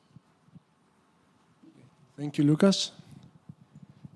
Any questions? Okay, then maybe I can. Thank you. My name is Paul Tossler from the Luxembourg Ministry of Economy. I have a question for the Inherit project. So I really liked your approach with the different pillars, especially the social one, and then also the last one with the services mapping. And I did not get it with all the pilots, but perhaps could you give one or two examples how these services for the different stages, renovation, management, and also then the last one I don't remember now, but who are the end users in this pilot? So we are facing millions of houses to be renovated. So are the end users now here cities? It is a high level, or are there also tools that are suitable really for the small entity, 2-3 buildings, the individual owner, or perhaps the small real estate actor? And if you can give 1-2 examples, that would be great. Yeah. Thank you. Actually, as I said, we had 80 pilot sites, and each pilot site had its own particularities, let's say. All of them, of course, they're cultural heritage sites, but we have an example of social housing, a monastery. We have even an old town in Sweden, so there are different approaches. The way that we have all these digital services. Actually, we made some initial, let's say, discussions with the pilots, and we tried to find which are the more relevant services for their, let's say, activities. And there, especially for the digital solution, there have been also some restrictions, some requirements. So, for instance, we had a pilot site in Spain, which is a monastery, and they had already an H-beam on site, so it was natural for them to go to digital twin and to test this kind of services in their site. On the other hand, we have a pilot building in Greece, in Athens, which is at the old city of Plaka, and there they started with a more, let's say, they did not have any digitalization. So we have to start a step, let's say, before, and think about installing some smart meters and try to collect some information. So this tailoring happened also in the way that based on what was the baseline in its pilot site and what was more relevant, let's say, for them. Thank you. Yes. Go ahead. If I may also ask a question, I would have a question to the Incube project. Thanks for the presentation. I really liked it. Very interesting. You mentioned these prefabricated facade elements with PV, also for high-rise buildings. I was recently involved in some discussions in the city of Vienna, which is actually the city government strongly tries to push photovoltaics use also in high-rise buildings, but there are also some fire safety issues and regulations which are not so easy to overcome, obviously. And I know that even in Austria, there are different regulations in different regions. So I imagine that developing these prefabricated elements also poses challenges in terms of these standards that might exist in different countries. Do you have ideas how to overcome that, or? Yes, correct. For these types of products, they need to pass the certification test. One of these tests is about fire safety. So after building an exact prototype, they have to be checked by the organizations that are responsible for doing these tests and giving the proper certification in order to allow production and application. For our specific solution, these period, we are waiting to receive this fire safety specification. In case specification is not passed the tests, the company has to make experiments with other materials as PV. And one possible solution is to produce two different prototypes using different materials and see which will pass the test. And also there are, I would say, various challenges regarding these types of solutions, such as, apart from the initial cost, there is also need to make to spend time to make tests that require effort, and these tests refer to the integration of the PV on the facade. The specifications are different for each country, right? I'm not sure about this, but I guess that there will be differences in the specification.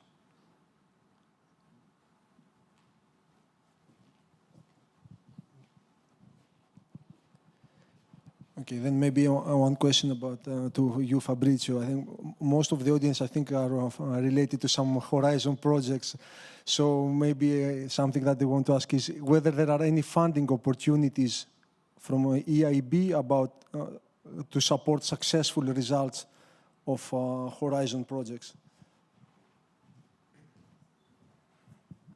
Yes, thank you for the question. So the very short answer is yes, we have facilities that are tackling research and innovation. Actually, we do have a specific department in the Projects Directorate, which is called INCO. It stands for Innovation and Competitiveness.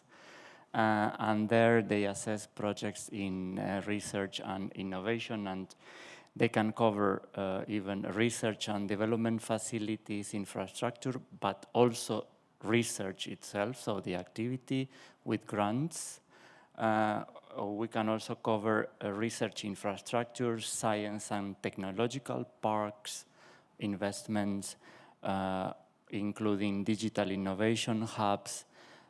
So it's quite large, the spectrum of what we can cover. In particular, in the built environment, we have just, this is a very recent news, so the bank approved last week a lending envelope for the climate neutral cities. Last week, our management approved a lending envelope of 2 billion euro that will be fully dedicated to the cities that are in the 100 climate neutral cities mission.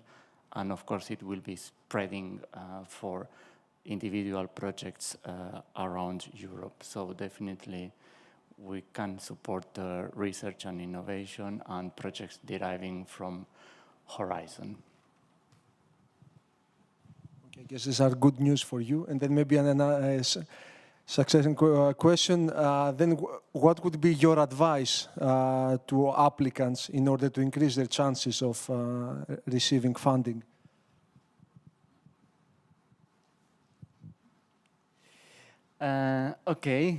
So I would say, first of all, and it's very related to this forum, is a stakeholder engagement. So make sure that you have everyone on board, in particular your local government and at the national level or regional level, because as you probably know also, we are granting the loan, but we are asking the no objection from the Commission through the Article 19. The second advice would be as much as you can align with the priorities on climate action and environmental sustainability. The bank has defined recently what we call the Climate Bank Roadmap. So we have defined specific targets for the years to come for our objectives in financing projects that are contributing to climate action, mitigation, adaptation, but also environmental sustainability. Third, I would say the timing is very crucial because we have to perform let's say, a broad due diligence. So the best is to come not too early when the project is not mature enough, but not too late, so that there is no flexibility to somehow make the project more aligned to the policies. So I would say these are the 3 key ones. Thank you, Fabrizio. I hope you took some notes. Any question? Okay, I will continue. Maybe a question for you, Stelios. You showed some very interesting technologies, but then what is the perception of the workforce in introducing those technologies at the construction site? Do they feel threatened? And have you included in your work plan any activities, trainings, seminars in order to inform the workforce on how these technologies can be helpful to them and not a threat for their job?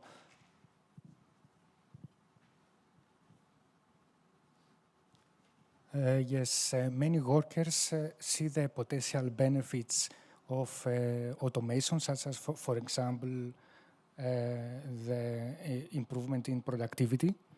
However, there are also concerns, such as, for example, the fear of job loss due to introduction of automation and robots.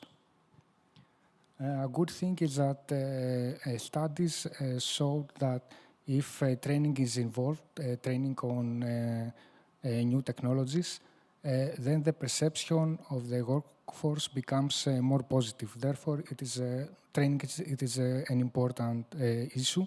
And in the Incube project, we consider training. We are preparing training material such as user guides and videos of our tools on how to use them and what are the benefits of using our tools.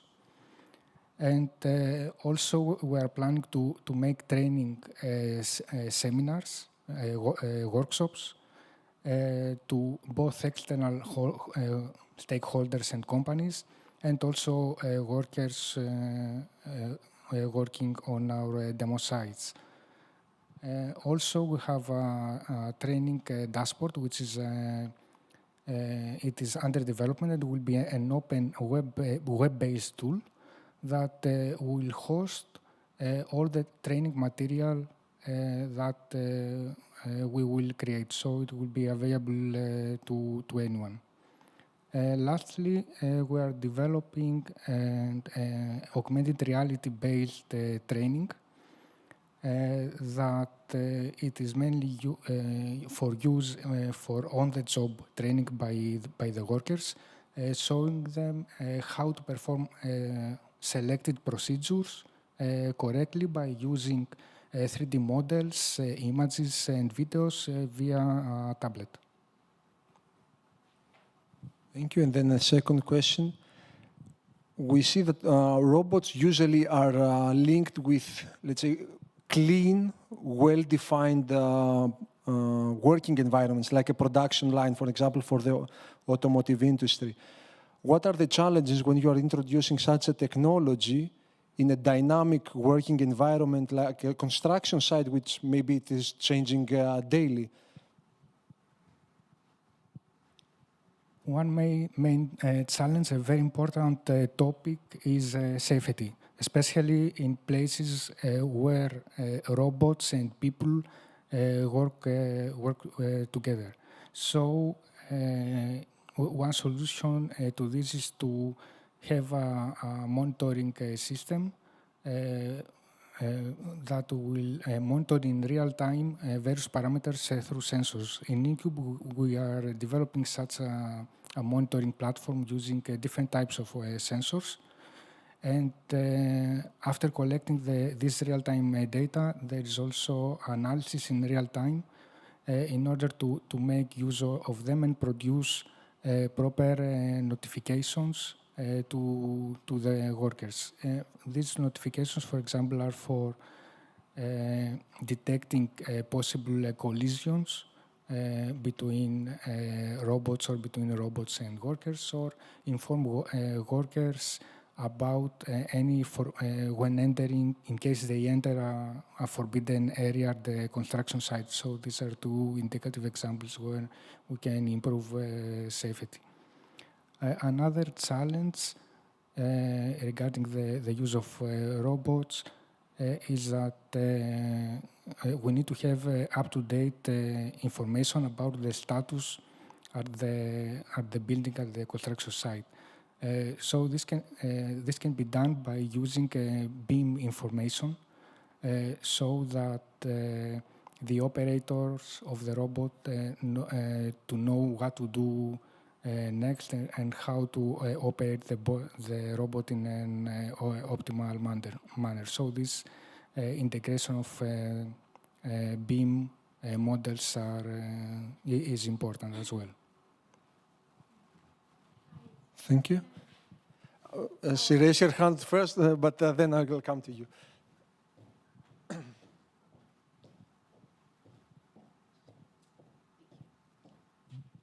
Thank you very much. I'm Tara McCarthy. I'm working in an innovation cluster in Belgium.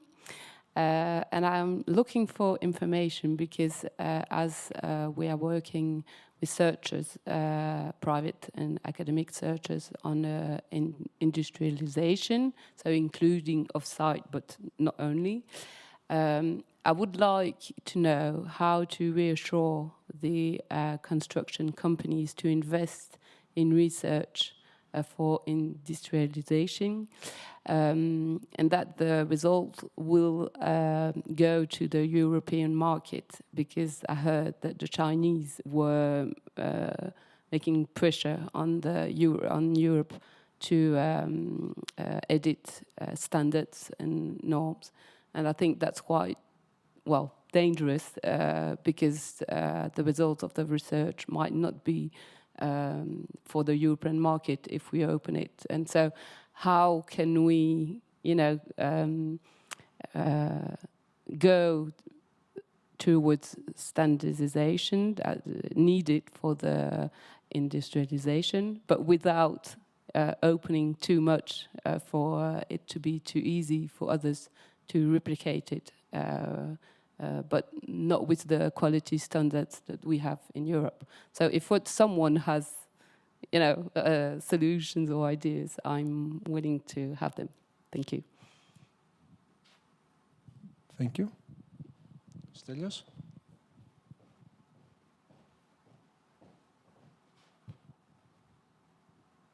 Yes, this is an important topic. Industrialization includes also both, I would say, hardware and software. There are companies that are responsible for producing the hardware, such as the robot. Other companies are responsible for producing software for interacting with machines.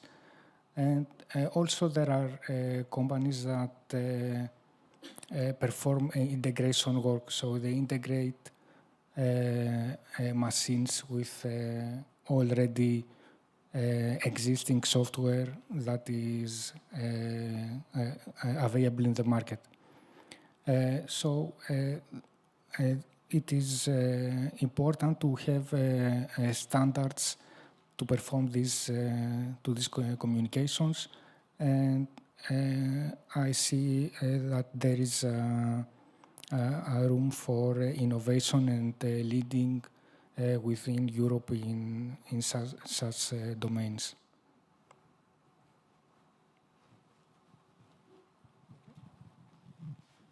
Yes. My question was about the idea that I think it's great that we can collect data from the manpower and also from the equipments, and to avoid collisions with both, to improve safety, let's say. But at the same time, in Portugal, we are blocked with the regulation regarding the personal data regulation, you know, and with we have problems with the syndicates, with the, you know, do you have a solution for that? Because it's a huge, a very interesting solution, but at the same time has that problem.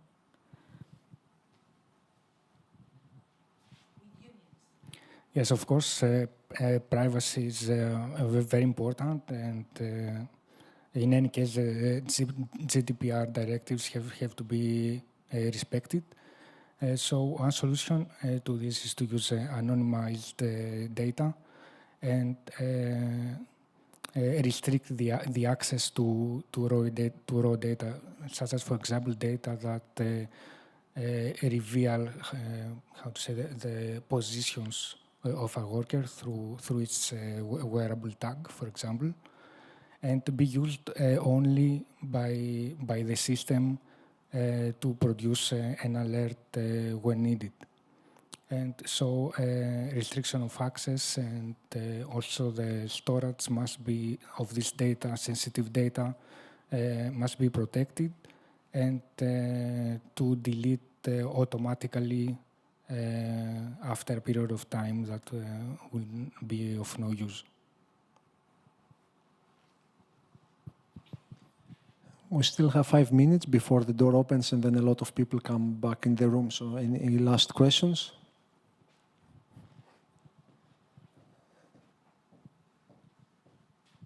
Thank you. I'm Pablo Carnero from RIVA, so the Federation of European Heating, Ventilation and Air Conditioning Associations.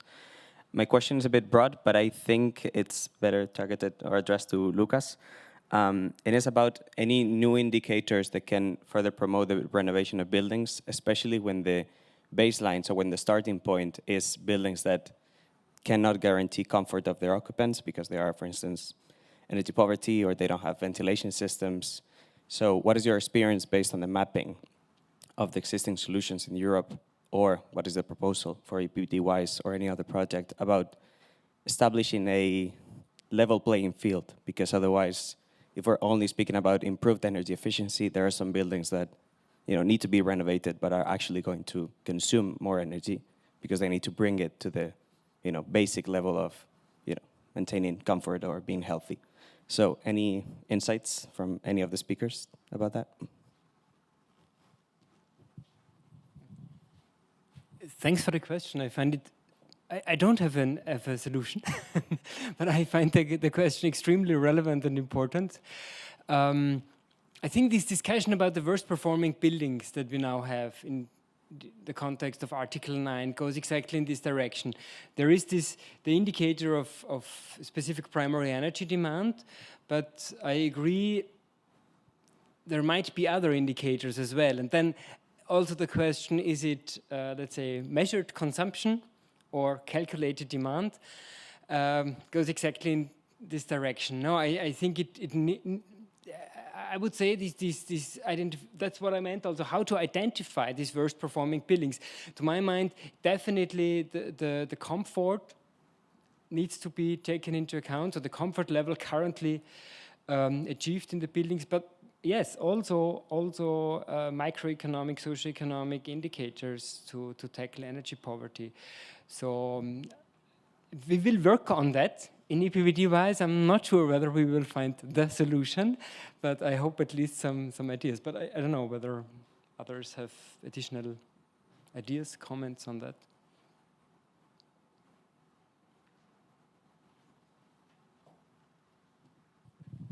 Okay, last chance. Okay, and I would like to thank first of all the presenters and you for staying and for asking questions. I think we can close the session here, and then we'll continue with the rest of the program for today.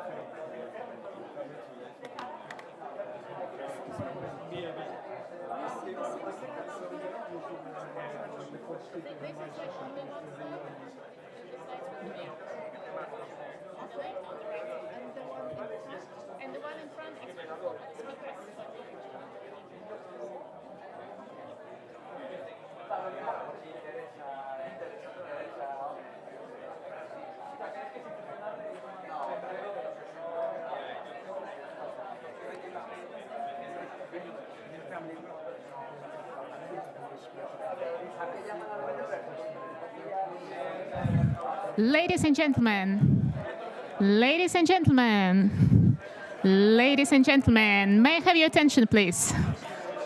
The official ceremony of signing the Built for People Innovation Clusters is about to start now. So here we have a very final bell to invite everyone to the room, and we invite everyone to this signing ceremony of Built for People Innovation Clusters charters. Today we have a nice representation of different clusters who are going to sign their Built for People Innovation Clusters charters. And let me just very quick, to make the process smooth, let me remind you the housekeeping rules. So we're going to invite each and every cluster, one by one, in alphabetical order, to come here and to sign their charter. As soon as the charter is signed, we'll invite you to the cluster representative to go to another side of the stage where our professional paparazzi is going to take the photo of you. And while doing it, please don't leave immediately, because in the end of the ceremony, when all Built for People Innovation Clusters are signed, we are going to have the royal photo of Built for People Innovation Clusters who have already become from prospective to emerging clusters. And of course, please don't leave, because we'll kick off the sustainable places, which is another big highlight of this afternoon. So we start. So the first one is the cluster who is coming from Hungary. We invite Nagy Patrick to come here, and this is the Achenerk cluster. Please welcome.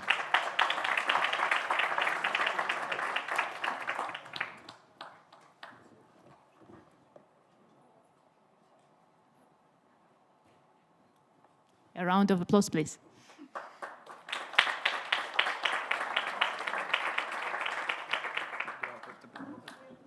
Yes. You can take just one picture. Thank you very much. So, very quick moment of photo for the history. We're keeping this slide at the moment to have everything synchronized.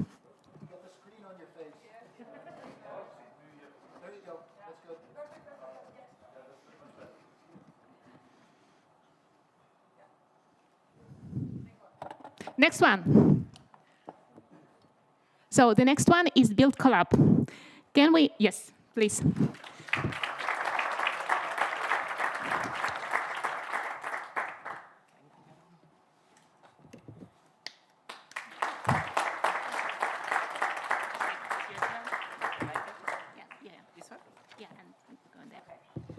So another moment of history.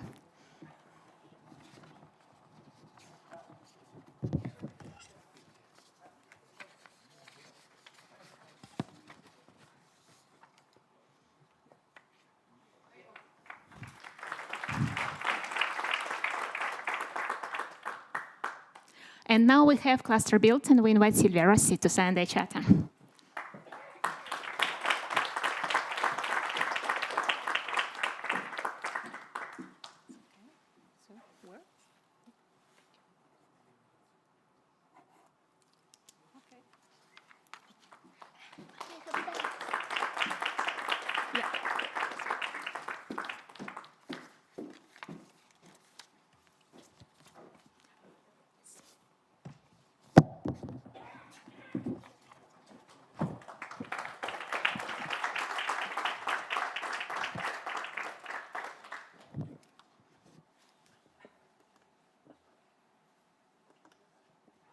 Yes, Inigo, you're already on the way. Oops,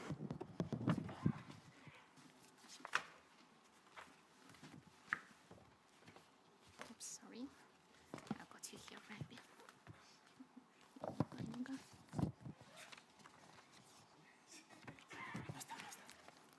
It's in process.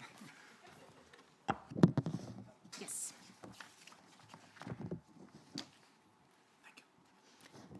Historic moment.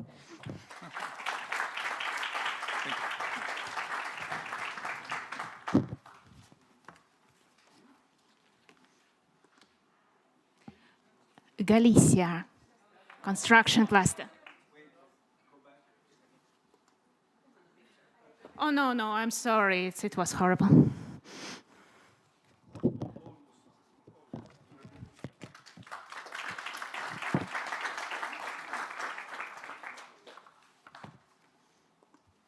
Next one.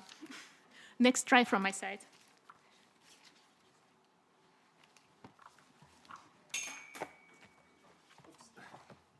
We're busy.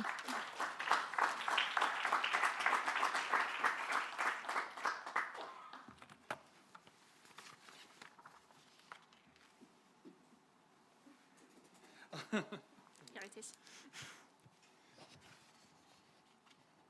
Historic moment. Thank you very much.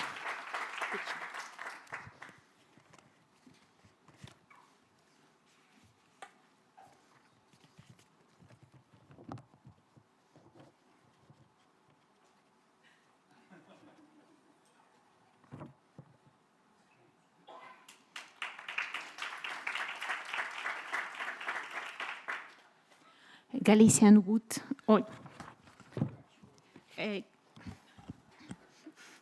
Galician wood and design cluster.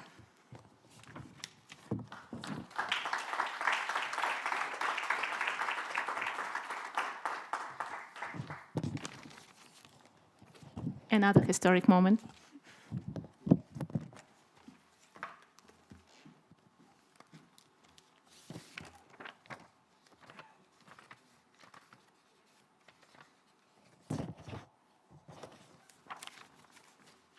Thank you. Applause.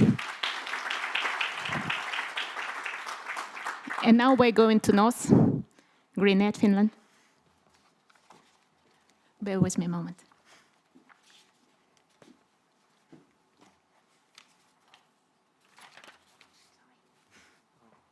No, I have it. You can applause in the meantime.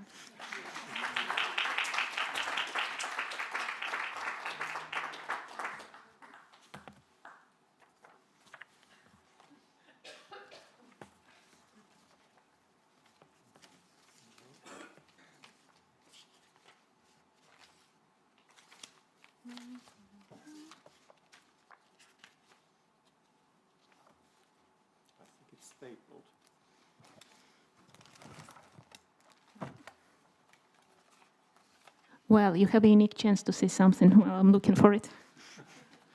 Okay, very nice to be here. Greetings from Finland. I'm from Greenhead, Finland. And my papers are somewhere here. Great, excellent. No, it's not. Oh, really?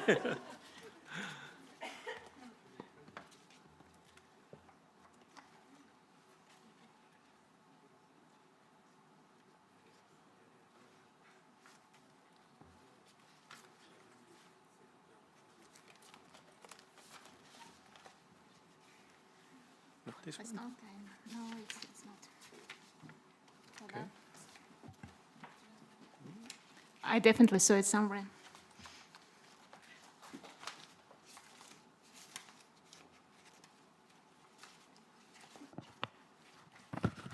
Yeah, maybe it's there.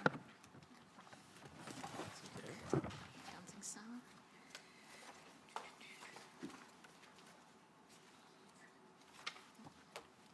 So magically disappeared. No, it cannot disappear.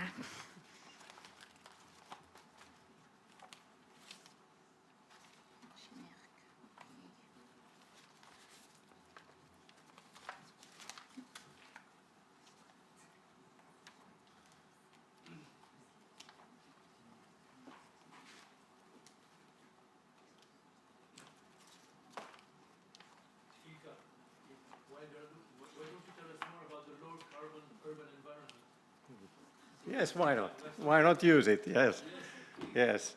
So we are a cluster with municipalities and companies and research centers and universities, and we work a lot with circular economy, circular construction, and piloting of those. Oh, excellent! Now we find the papers. It is here. So contact us in Finland. Thanks. I have.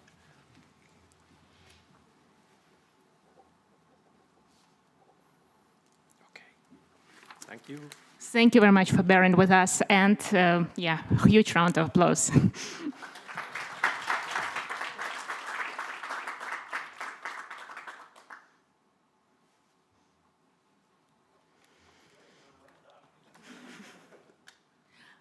Thank you very much for bearing with us. And now I would like to invite Aurélie Remplet from Belgium with Innovation in Society.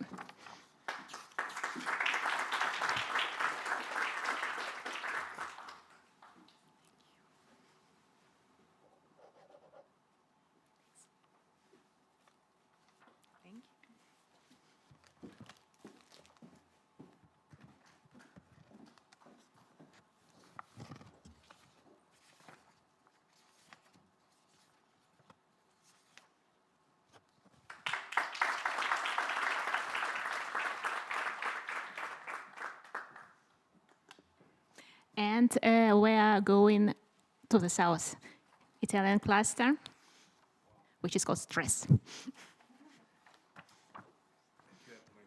So Carmine Pascal is going to sign this one.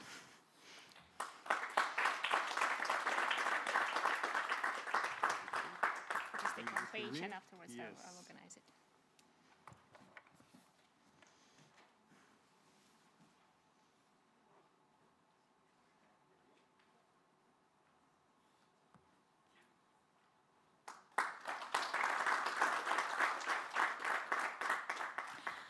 So the process was not very smooth, but it was very successful. So I would like to invite all the clusters who have just become emerging Built4People innovation clusters to make a roll photo with the map of Built4People Innovation Cluster Network, with the current state of the Built4People Innovation Cluster Network. If you could please go to the here there are 3 steps, so you can organize yourself in the way that everyone is seen, and yes. And we do invite right now with a huge round of applause the front-runner clusters, Built-in and ODEs, who have signed their Built4People Innovation Cluster charters in September last year. They're going to join the roll photo.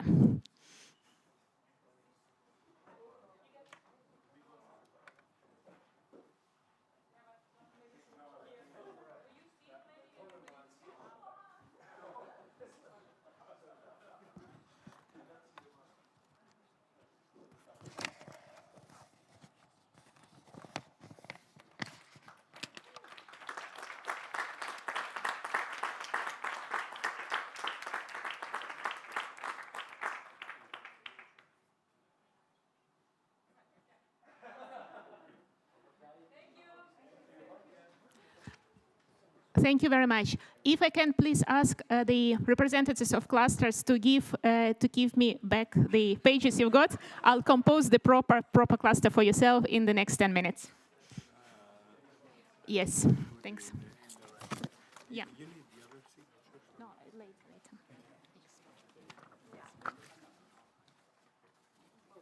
Yeah.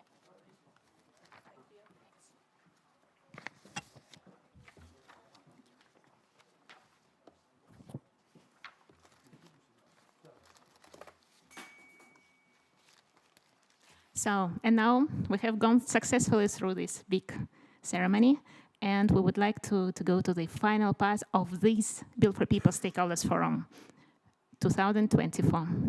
And I'll be happy to invite Mathieu Dallos to give us a couple of welcoming roundup words. And yes, go on.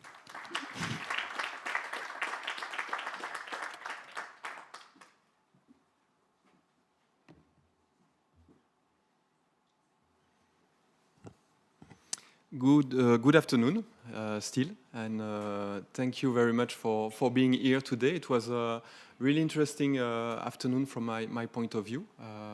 Very interesting first to see so many persons, whereas for the last 2 years we were online, and I think this is a very nice development to be all together and to meet new persons. So in that sense, it was good to have the opportunity to network for some of you. Of course, it's always a little bit too short, but I understand that you will have more time in the coming days to discuss all together. So as I said, thank you very much for your participation. This is key because it's all about the discussions and the topics that are being discussed together that are feeding in the work that we do at a more administrative level and what we prepare together with the partnership board and the management team when it comes to the work programs of the Built4People and of Horizon Europe.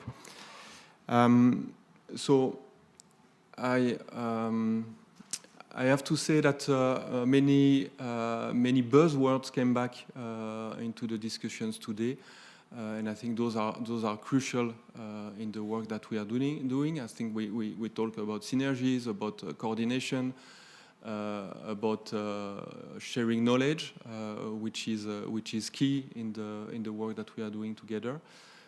It's key also in the work that the innovation clusters will be doing in the coming months and coming years. So in that sense, it's a very positive development to have had the opportunity to see the signing of the charters, but also talking about implementation, which is one of the priorities of the next Commission. Signing the charter is only a first step. So as we had the opportunity to discuss with some of the innovation clusters, it's yes, a long journey, and we would like to hear from you in the coming months and coming years to learn from the work that you are doing. And so, as you have noticed this morning, also not this morning, in the opening earlier this afternoon. We are working hands in hands with the partnership board in trying to shape the future priorities. So the future priorities, of course, will be based on the priorities of the new Commission, but they are also based on the feedback that we receive from the members of the partnership. So in that sense, it's very important for us to receive those feedbacks, and I would like to take this opportunity to ask for the stakeholders that are here today and that are not regular, let's say, entities or not regular stakeholders talking with the partnership board to engage further. It's very key for us to get to learn about the work that you are doing, and so to get your feedback also to shape the next work programs. I cannot close also without thanking the partners, so World Green Building Council, ECTP. They were key in organizing this stakeholder forum. And of course, I would like to associate in particular, List, yes, it's coming back to my mind. List, who is hosting us today. I think it was a great opportunity to have the stakeholder forum as a preamble or back-to-back to the sustainable places. So a big thank you for them and for the energy they have put in organizing this event. So with this, I will hand back the micro to Anastasia. But I would like to thank you again for your participation, and we look forward to seeing you next year. But before that, we look really forward to hearing from you in terms of content and in preparing the next work programs. Thank you very much.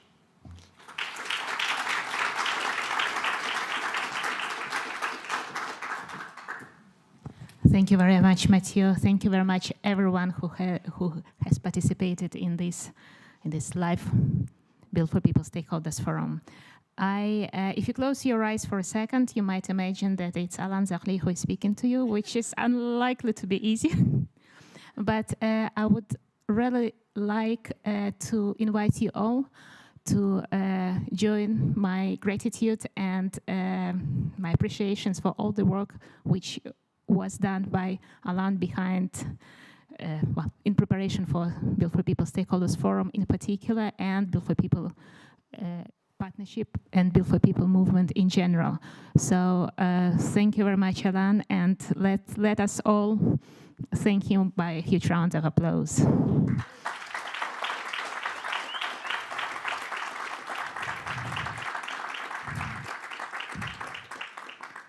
Thank you very much. So thank you for all the participants today. Thank you for all the speakers, for all the presenters. Thank you very much for our online audience. And you can open your eyes. It's now me. And the only thing I can tell right now is to invite you to the second highlight of this afternoon, right now, which will be Sustainable Places opening, and invite you for the next Built4People Stakeholders Forum in 25, which will be soon.